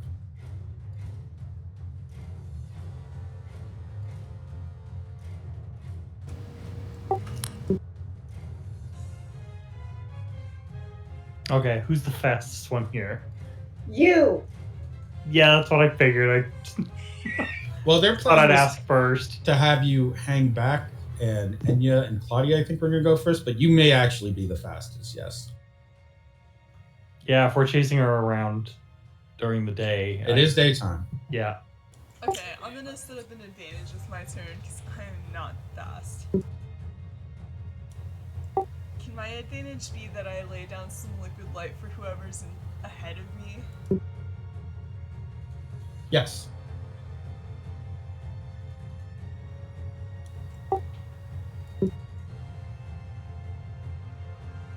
Okay, Mikey, go ahead and make a walking on sunshine roll, I guess, with a +2 to your roll, because you are literally walking on sunshine now. Yay. Can I also give him an advantage? Oh. No. No. Well, to be fair, I can't. I'm gonna invoke because those are all negatives. So Yes, very a good idea to invoke on that. yeah. And for that, I'll invoke that I'm sunlight. Because we're doing this during the day. I've got liquid light under my feet. I'm just photosynthesizing so hard.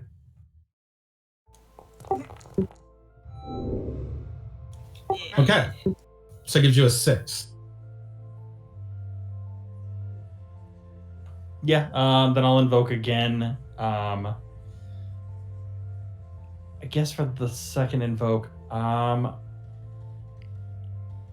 know what? I'll invoke my mode because I'm like the water wheel and stuff. So then they just kind of float and spin around. Okay. And so I'm using that sort of momentum and my kind of leafy wing flaps to sail and just really get going. Helena adjusts her rearview mirror and then points it so that she can see upward or like at an angle and narrows her eyes. She's going to... Oof. She needs to roll that again. She's going to invoke that she feels, or rather she's invoking her great sin of vehicular homicide to re-roll this. My goodness, such bad rolls. Going to make one last invoke here. She is going to invoke her motto that I'll carve the message into you so that you get the point. That makes it a 4. She manages to create an advantage for herself. You are going to catch up to her, Mikey, but you can see her basically as she can almost sense your approach, swipe the back of another vehicle and cause it to go into a rolling, flaming wreckage towards you. This is an obstacle. It has a hazard rating of 3.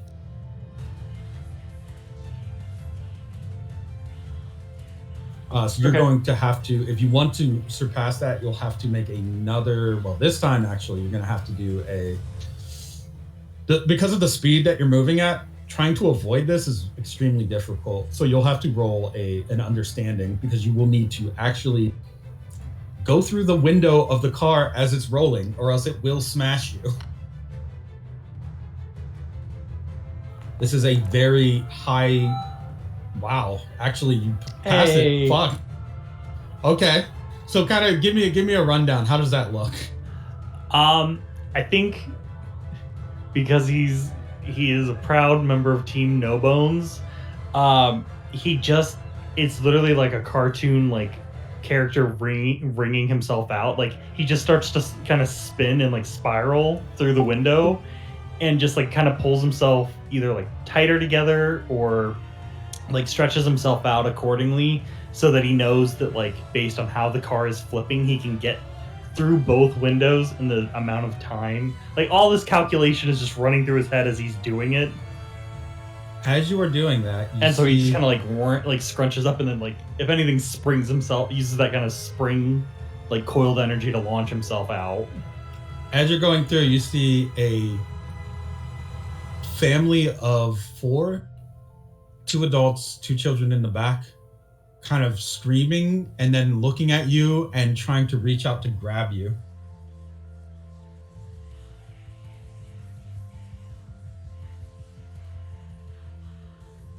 I can't really take them with. They're strapped in. Yeah, they're strapped in, so that's not bad. It'd be a little worse if they were bouncing around, I suppose. The car is rolling. If it hits the ground, and it is on fire too, if this thing lands, these people are dead. There's like no doubt that they will not survive this in your minds. These like vulnerable, fragile humans could not withstand this. I mean, yeah, I guess I gotta grab them then. All right. Go ahead and give me for this one, it's gonna be a speed roll. Again, but yeah. Your roll represents how many of them you could have grabbed on the way out. So you can get 3 of them. Well, then I'm gonna use my last fate point to give that a +2, so I grab all of them and the dog. Yeah, I was gonna say and a dog. What do you just like wrap a limb around them, or how you get? Yeah, I mean, I guess, yeah, as I like start to uncoil, like an arm comes out from this weird springy shape that I made myself into and just starts pulling them out one at a time and just kind of like a big scooping motion as I like bring them all in. And then I guess I kind of twist myself so that I'm on my back because I know I'm gonna hit the ground and I know I can take it. I know that they can't take it. All right. So I just kind of hit the pavement and I guess start. If Right. anything, I'll start also trying to like slow my own self down with like my own goop. I don't want to necessarily like stick because I don't want them to. They'll also absorb that kinetic stop. So like I need to kind of roll with it and make sure they're okay. So I guess I just kind of start. This family is going to be so traumatized, but I guess they'll be alive. Just start gooping everybody so that like they're not taking as much damage when they hit because they're in the suspended in gel, and I'm eating shit as I just start doing this. So here's the thing: you don't eat shit. Before you hit the ground, you hear a voice, loud as day, clear as a bell, right next to your ear, say, "Awaken my masters!" And the wind actually blows beneath you in a very tight curl, in a spin motion similar to how you change the, how you can turn things with travelers. The wind is curling in almost that moment, and then you find yourself actually floating kind of safely to the ground. And not only are you safe, the people that you saved don't even hit the ground. They don't scrape it, anything. The wind actually buffered you. I think I'm still holding this family in a weird, again like cartoony stretchy arm like bear hug, as I'm just staring up into the air like this into the sky, and then I kind of look down at them. Hey, is everybody okay?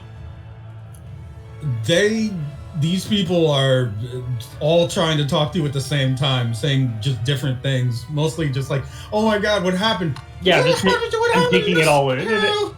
I think even more concerning, Mikey doesn't like let go of them yet. He just forces himself up. Like he just kind of like pushes, and so now he's just like he's got all of them upright in this hug, and he's just kind of like listening to all of them. Yeah, no, okay, so yeah, no, but okay. See, well, I'm with this Philomary PD. Hang on, and then he finally lets them go and like he pulls his badge out. They're still all talking at you from different directions, and while they're talking and distracting you, Helena is getting away down the road. But luckily, you're not the only one pursuing her, because while you may be the fastest, it's not like the others have given up on their pursuit. Who would be the second fastest on your team? Is it gonna be Ice Peak or Claudia? They both have a 3 in speed, so they're probably equal. You or me, Claudia? You go first. Yeah, okay. I will go first. See.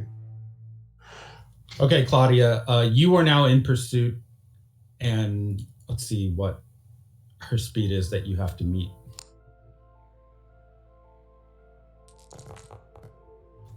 A 5. No, But okay.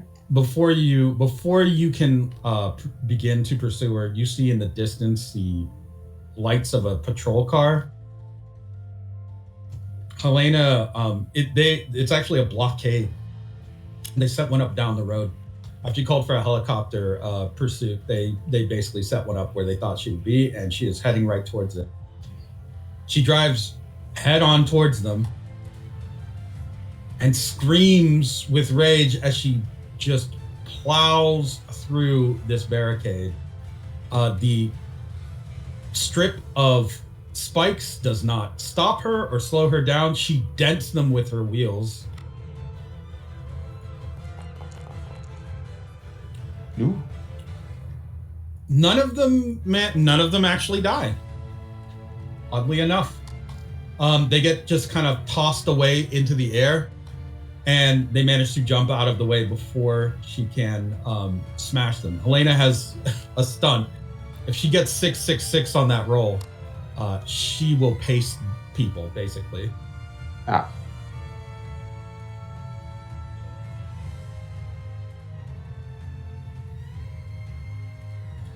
But that is what you see as you are following Claudia, you and Icebeak.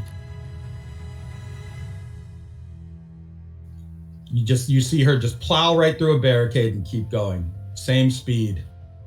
You need to meet or exceed a 5 to catch up to her. Okay.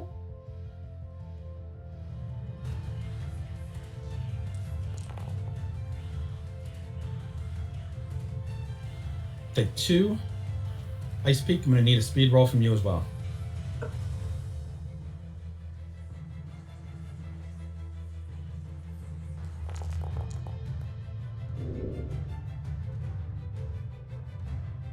So both of you get a 2. Maybe you were slowed down by the wreckage that she left, or maybe it's just difficult for you to keep pace with the power of that vehicle.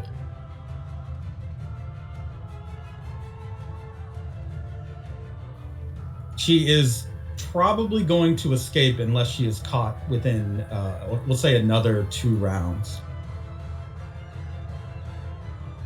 That leaves you, Enya, as you first you see Mikey dealing with a family, then you see Icebeak and Claudia, maybe staying back to help these cops because they are injured. She just didn't kill any of them. No, Claudia's just ignoring them. Oh, you're just gonna ignore him and keep running? Yep. Okay, then you see Enya eventually catch up with you. That means that Enya, you and Claudia again will have to try and catch up to Helena. They roll a 4.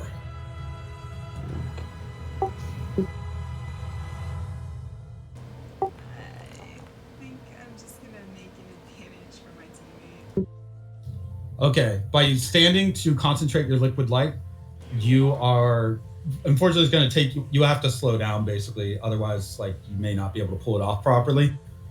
So you kind of have to fall back, but you can give Claudia a boost just like you gave to Mikey, Yeah, that's fine. allowing you, Claudia, to speed up. Now you have the potential, you're within striking distance basically once you catch up thanks to Enya's speed boost. Helena is in serious, like she's not gonna slow down for shit. You've seen her drive before. Yep. So what would you like to do? Do you have a strategy or plan to try to get her to stop or slow down or? Yeah.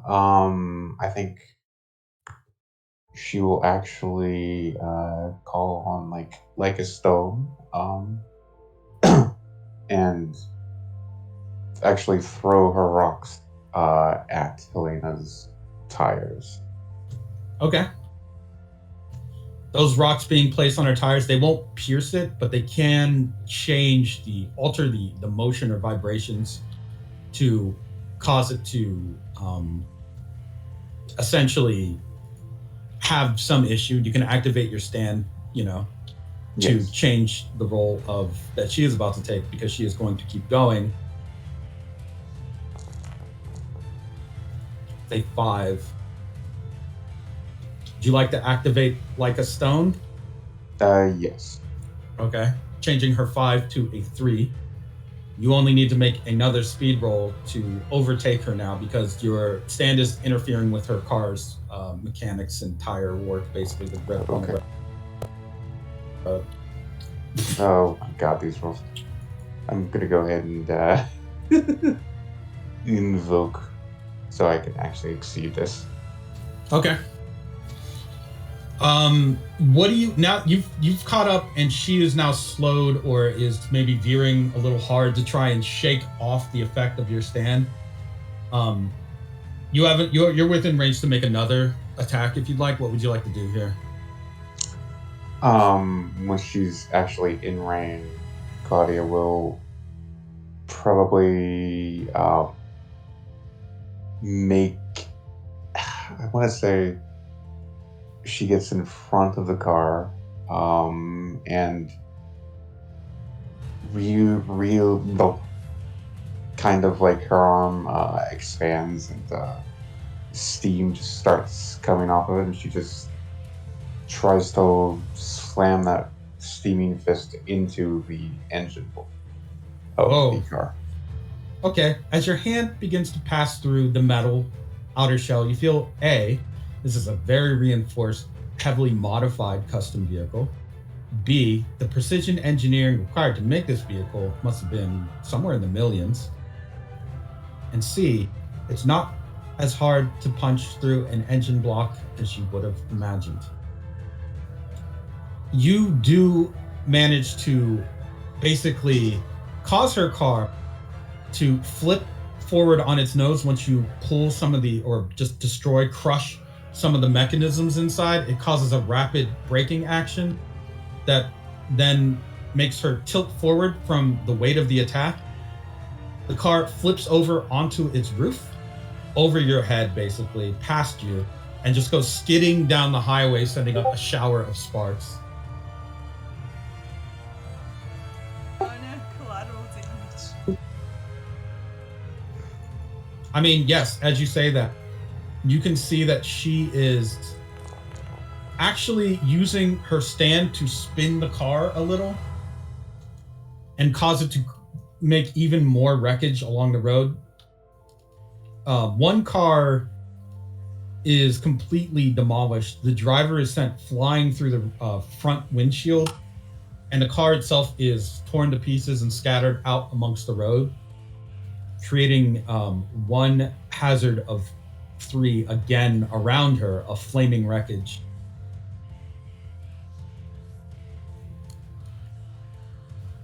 The car comes to a halt, surrounded by destruction.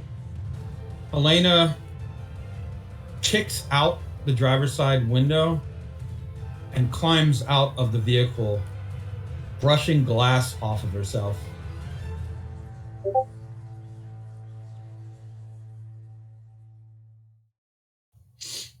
She kind of just sniffs, looks down at the car. That one was a classic. I'm gonna miss that vehicle for sure. I'll probably get another one. What a race. She holds up her arms as if she's in some kind of victory lap at you, Claudia. Good running. Really, you should have been on track. Albany High would have killed it with someone like you on the team. Too bad. Well, you got me.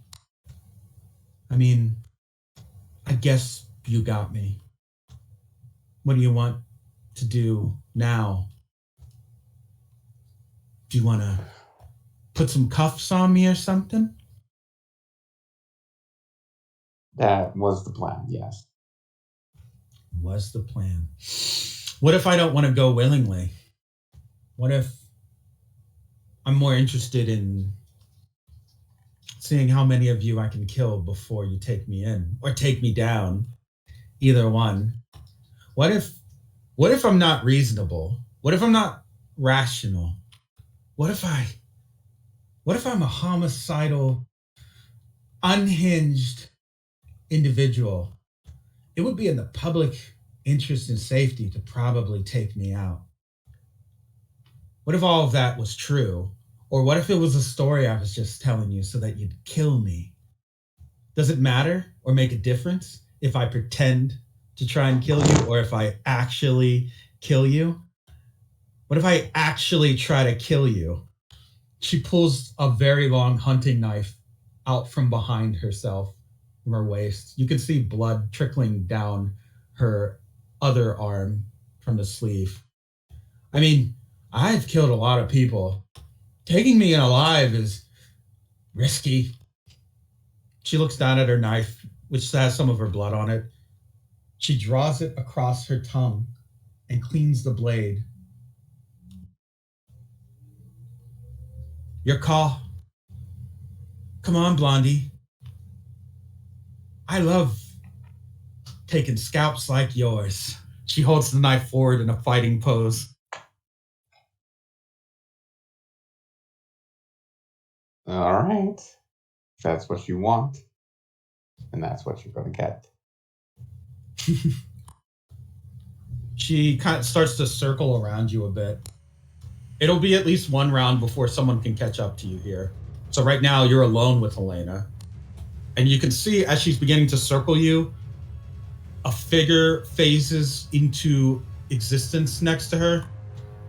A cloaked, large humanoid, demonic features, spewing black smoke from pipes, exhaust pipes connected to its spine. This thing wreathed in a black mist also begins to flow out over her. You're about to dance with death. Hope you wrote a will, bitch. And then she just starts spreading towards you. You can actually hear the engine of her stand revving as she is charging. You have the first move, however.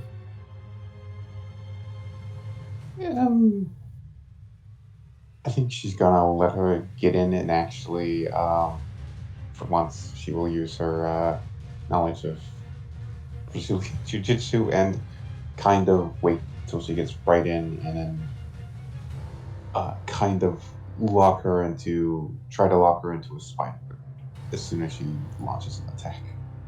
Okay, you go to grab her, and as you like are grabbing at her, you end up grabbing what looks like a confused 1920s-ish sailor. You can tell old uniform. You have actually grabbed him in a sort of like pose, almost like he is trying to lean you back so he can go in for a kiss. But as he is like kind of making a kissy face, puckering his lips, you can see his mouth opens very widely and skeletal hands pull it apart, revealing a Grim Reaper emerging from this form and facade, pulling a scythe free from the body and using it as leverage to try to get a fully angled swing on you. I see.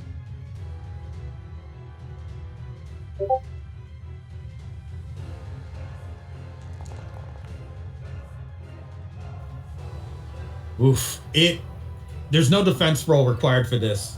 It just misses you barely, but if that blade makes contact with you, there's no doubt in your mind it's gonna cut right through your armor. These blades, now that you're close enough to them, look like they have the same properties as blades made with molecular control. This is a very, very sharp weapon. And not only is there just that one, but as you are looking out towards her, you instead see more of these sailors. They look like they're standing or they're taking part in some parade. Some of them have a drink in their hand. They turn towards you and smile and look like they're about to say something. Maybe one of them goes to pump their fist because they're happy to be on shore leave. But as they're making those motions, you can see more of that black fabric beginning to pour out of their forms, from beneath their uniforms, from out of their mouths, some of them from the eye socket, as they are manifesting more of these reapers. You have a very, very brief window of time to figure out a way to deal with this oncoming assault. It's about to be a flurry of blades coming right for you. What is your how are you going to handle it, basically? They're all coming at me in a wave, right? Yeah, they're slightly staggered because it's as you see each one of them, they are triggered like a trap. Okay. I guess she would probably momentarily let go of her spider card and probably immediately grab the just kind of grab like the asphalt of the area she's under and just try to, I guess, it's a little hard to describe, but try to turn it into a way to knock them the fuck out away from her. Oh, they're flying, but like if you were to, you're basically gonna try to use it like a carpet whip, right? Yes. Wow, that's going to require power for sure. So go ahead and give me a power roll, I guess, against her attack. We'll see how you do. Okay.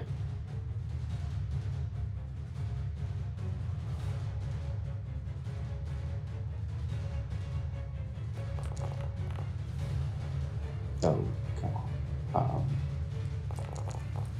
But you still have your stones out, Yeah. so you can flip one of those minuses to a 2, and that would make you roll a 3. Yes, I will do that. Okay. You do manage to pull it off and use your ground whip to disrupt this oncoming assault. However, the force of the whip causes some of the flaming wreckage around you to come raining down on top of you. You are going to take 2 physical stress from the hazard that exists on the field. In order to avoid any further damage, you would have to clear them, or you could just sit there and soak the stress. But this flaming wreckage, she's using it as a defensive measure, sort of, to keep you from having full range on her.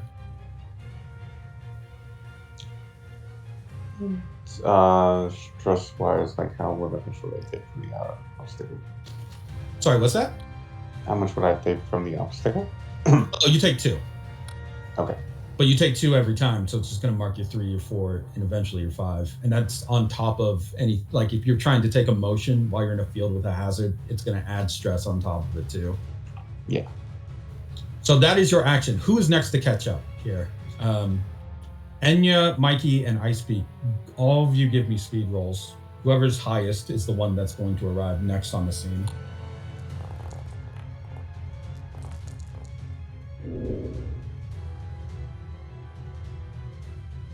Is Mikey here or is he AFK? He might be AFK. Yeah. That means Icebeak, you're up next. You arrive at the scene to see Claudia has whipped the ground and caused it to ripple, sending these Reapers into dispersion. And a Helena standing in the middle of what was once a crowd, but is the last flutters of some of her manifested attackers, with her smoking stand billowing out this thick black cloud. She sees your approach and her eyes widen. She seems excited that there's more people to kill here. Claudia is currently having to deal with the flaming wreckage that has fallen on her, but she'll get it off soon enough. I'll smile at her with an equally sort of insane look. Why, hello. See that you are haunted? That's right. Come and purge me then. Do an exorcism. You look like a priest anyway in that getup. Just keep your hands to yourself, weirdo. She kind of poses at you with the knife up by her face and one finger pointed out towards you. I sort of hold out like both of my hands, like almost as if like I would like hug her from a far distance. Let us begin. All right. How are you going to open up on her? I guess I got a weird question. I guess the hauntings aren't fleshy? What hauntings? You mean The Reapers? the Reapers? No, they're pretty much like fabric and metal. Okay. Then I can't ghost her. So I guess I'll pull out my scalpel and just. You know what? For the purposes of a stand battle, you can absolutely ghost versus ghost her if you want. I mean, if you have the cells to do it somewhere. Do you have any dead? I don't think anyone died this time because Mikey saved the people that would die, and the police didn't die. True. So. But for a fate point, she could have hit. She could have hit a cold storage van that was transporting dead bodies. No, I don't. Hey man, with a fate point, you get stuff, you know. There was a guy that like went out through his windshield earlier. That's true. I guess I have that guy, but like, I don't. I'm trying to think on how to make it more poetic. What with all of her ghost haunting. But I don't know how to do that. Well, I mean, as she is aiming these manifestations of the past that turn into Reapers at you, yeah. I speak, you in particular can see, because you have Death No More and have an otherworldly sort of perception. There are ghosts that she is not using to attack that are chained to her. They are on their knees, and it looks like they have blood trails behind them from being dragged. Some of them have their lower jaws removed. Others look like they have had a tire run down them directly through the middle. They look like they are tortured. These are teenagers, look high school age. They barely have any semblance of their humanity left after what they've been through. The mutilations, the just repeated murders. They are tethered to her in almost a similar way as the ghosts of Buckethead were his slaves. So too does she command the souls of the damned. Can I target the chains with like my scalpel or my stand to start breaking them? This is more of a sort of interpretation of information that you're getting than it is like a physical truth. Like, they probably can't be interacted with, at least not at your level quite yet. Okay. They'd be more like just phantasmal, but you can see now that this is like almost like a necromancer versus necromancer kind of fight in a way, or at least deathly powers clashing. Yes. So with that in mind, your stand would also tell you that there is the spirit of a very recently deceased. We'll say he was an amateur boxer. Okay. I guess I pull his body up from the road and reconstruct him.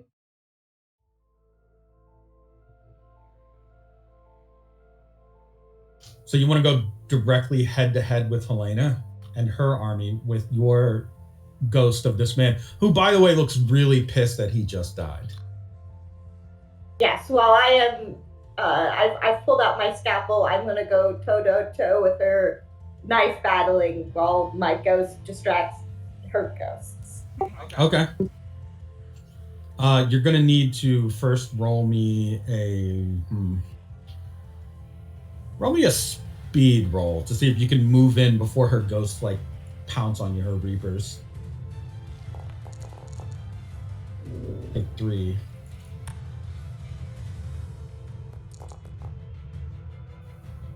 You know what? It's even, so you can succeed, but you're going to take a little damage should you do so. Yeah, let's do this. I mean, I have. Oh no, I do have fate points. I haven't used them today, even though. Yeah. You could use them here. Elsewise, you were going to take 3 physical stress as you are moving in on her. The flaming wreckage mentioned earlier, it's the clearest path to get to her without being caught by her reapers. So you'll have to basically like burn and cut yourself a little to vault over it, or otherwise like climb and quickly rush in on her.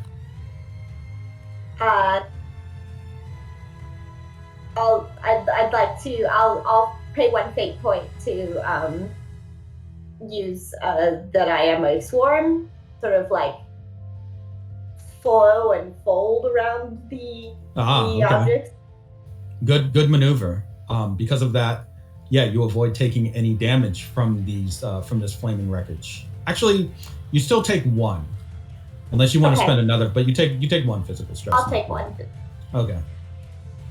Now that you've moved in on her, you can see that her reapers are going to clash with your ghost, momentarily distracting them. She's still here with her stand, however. She's not completely harmless. What maneuver? You just want to get into a knife fight with her? I guess we can get into a clash, and it would be like my stand, her stand, knife, and like just like I guess fists. All right. I guess technically, like a full. I want to do a clash, and it will be multiple attacks with knife, stand, and one other thing. I don't biting maybe. Okay. Yeah, go for it. guess roll speed, power, precision. Yeah, that seems right.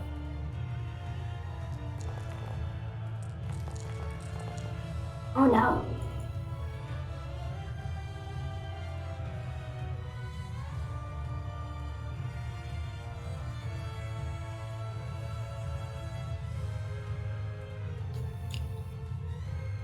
What is this? Oh. That is I don't know why I clicked it. I don't know. Okay, just curious. Yeah.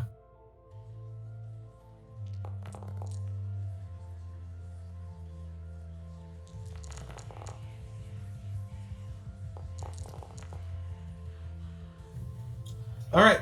She is going to win the clash. She received 1 fate point from you. And as you were coming into knife fight with her, she seems to be laughing and enjoying herself. You do manage to cut her along the cheek and the arm, but she doesn't flinch. If anything, it just seems to excite her and fuel her lust for blood, perhaps to heights even matching your own actual thirst for the substance. As you are dueling her with your stand and your blade, you can see now in full view that when her stand goes back to cock its arm, you can hear like almost a piston clunk before it just rapidly begins to strike in at you with the burning heat of an engine block and the smoldering smoke filling the air catches you in the lungs too. You're fighting, you're both like clashing, but fighting her in these close quarters is like trying to fight an industrial machine. Yeah, hold your tiny lungs. She finally finishes the last time you cut her, she finishes with a very full uppercut into your torso, scattering you into your swarm components and burning you badly. You are currently charred. As a moderate consequence, she has fried some of your eels. It feels like being hit by a flaming hammer, honestly, to be struck by Black Parade. So I guess Enya's next. Enya, you just see Black Parade uppercut through Ice Peak and basically explode her upper torso. Whoa. That looks violent. Is this like obstacle, like the fiery and all that? Is that gonna slow me down at all? Or can I just like you know? I mean, you're going to take some damage if you go through it, but it won't. It's not going to stop you right now because you're not in pursuit. She's standing her ground and fighting. Okay, yeah, cool. It'll just harm you a little. So, can I just rush in with the whole stand sword out and just go for an attack directly on her? And yeah, I'll take damage. You can, but she has the next move because she hasn't actually been able to take a turn since Ice Peak acted against her. She's going to just turn, swipe one fist through some of the car wreckage that she's caused and just scatter it towards you like a shotgun blast. Nice. Say 6. You're going to need to roll either, okay, durability works. Some stress. Yes, you take 2 physical stress, but you're able to get through the spray of fire and metal. Yes, with the sword thrust. Okay, go for it. And I'd like to attach tactical assault to it. All right.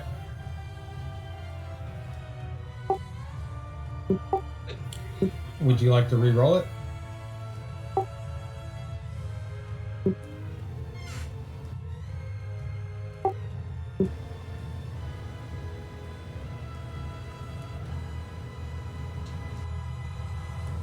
Yeah, is it cool if I just invoke the soldier also for that? Yeah. Absolutely. Go for it.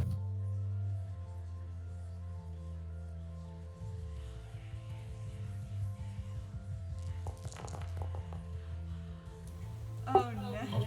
Oh, geez. So, I invoked and it ended up being worse. Why did I roll choice? Oh well. So as you're coming in for a sword strike, you can see her stand basically eject a Reaper blade out of its own body, grab hold of it, and come in to sword slash in at you. It manages to halt the progress of your blade and even like overreach and pierce your armor, delivering 3 physical stress to you because of her stunt roll cage. Dang. Oh, yes, that's my turn. What does roll cage do? If you attack her physically and she defends and exceeds your roll, she will deal that difference in stress, Ah, okay. as well as provide her with a +2 to her durability rolls. Oof.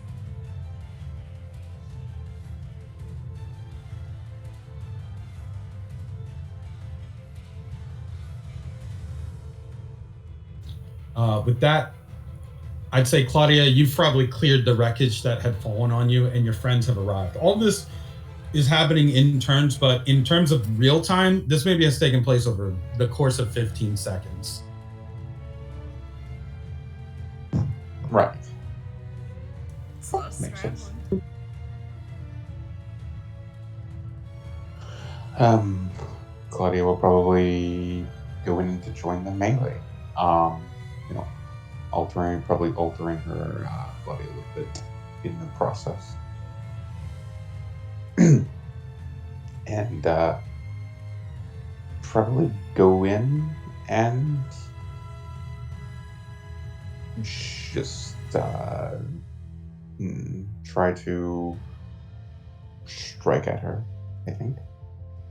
Okay, go for it.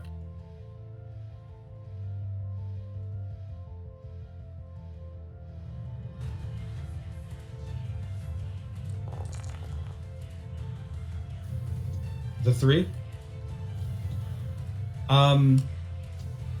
She's just going in for just a regular, like a straight, more or less, straight punch.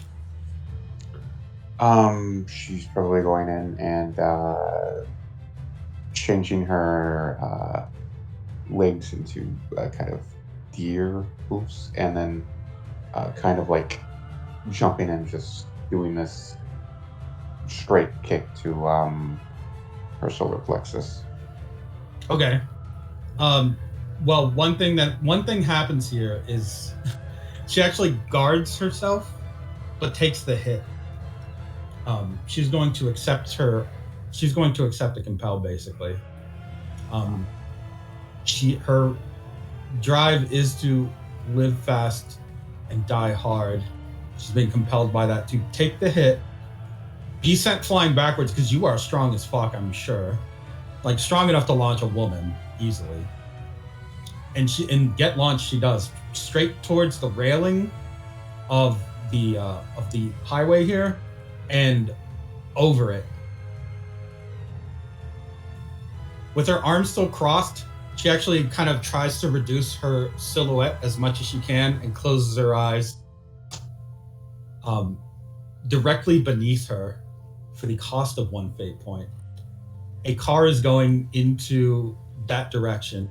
She falls through the windshield with her arms folded, lands directly on top of the driver, smashing him basically unconscious immediately.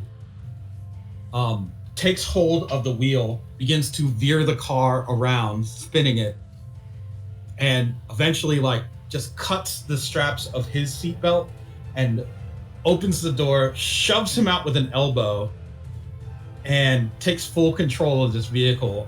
You can actually see her coming up along one of the ramps leading back to your location. She's driving back and she has a lot of road to build up momentum to strike back at you. Oh boy.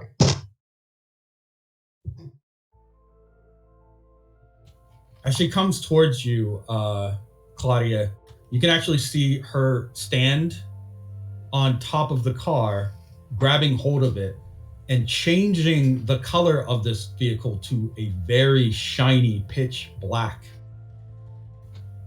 And what's perhaps more concerning is as she's staring at you and you can see her as oncoming high-speed traffic, you can actually see in her hair and around her hairline, black feathers have begun to emerge from the skin, like she is growing them. The stand itself is also gaining a black feathered cloak. This is reminiscent of the look of Black Swan. A transformation has taken hold of Helena. Like many disciples, she has made a pact with the Antichrist. But she believes fully in the destruction that he seeks to wrought. And it's not just that she wants power, money, beauty, influence, or any of that. She wants this world to be done and over with. And because of that, she has embraced the true nature that she holds as a disciple to the Antichrist, to the Black Swan. She has begun to transform into one of the daughters of the Earl Koenig. Screaming vengeance behind the wheel spells the doom of any who is before this transformed vehicle.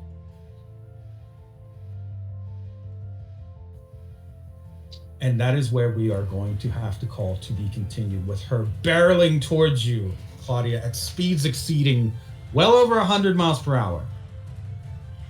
This could be the last thing you see in your beloved island of Guam. What an absolute menace. We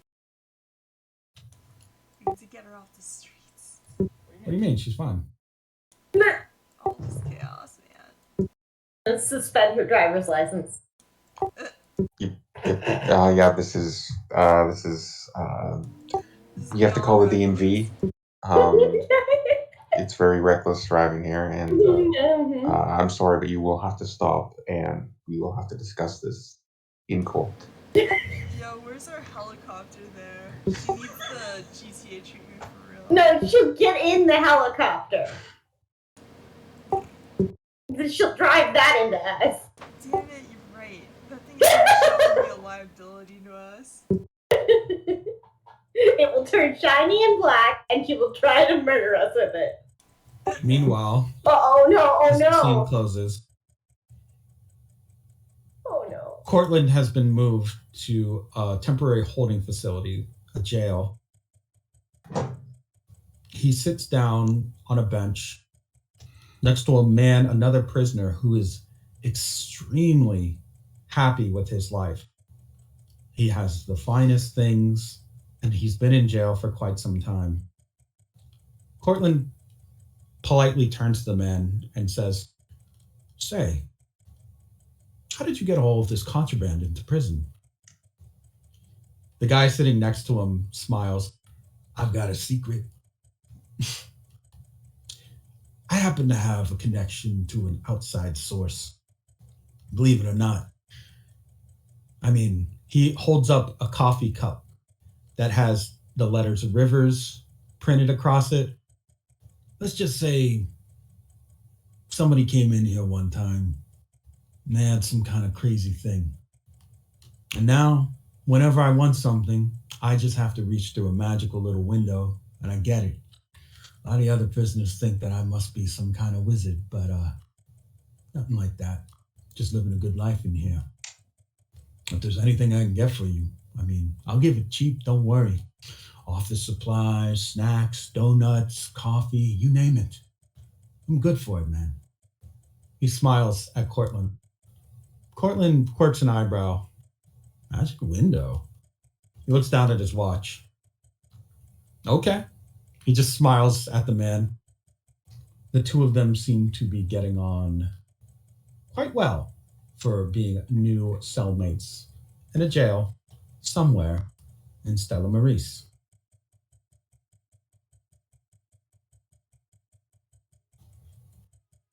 Oh, not that song, this song.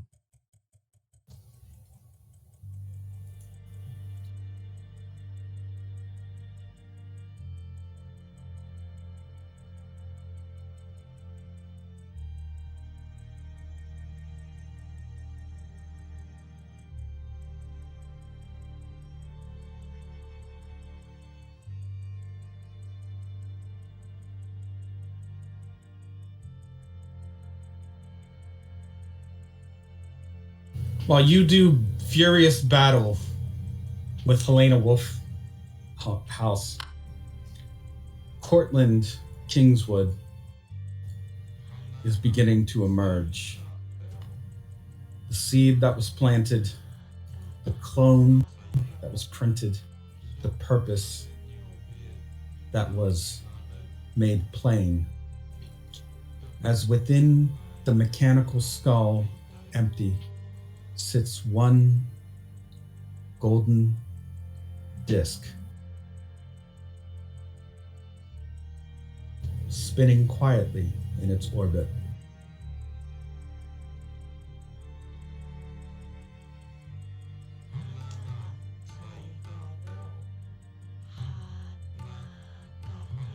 The flow of disaster will continue.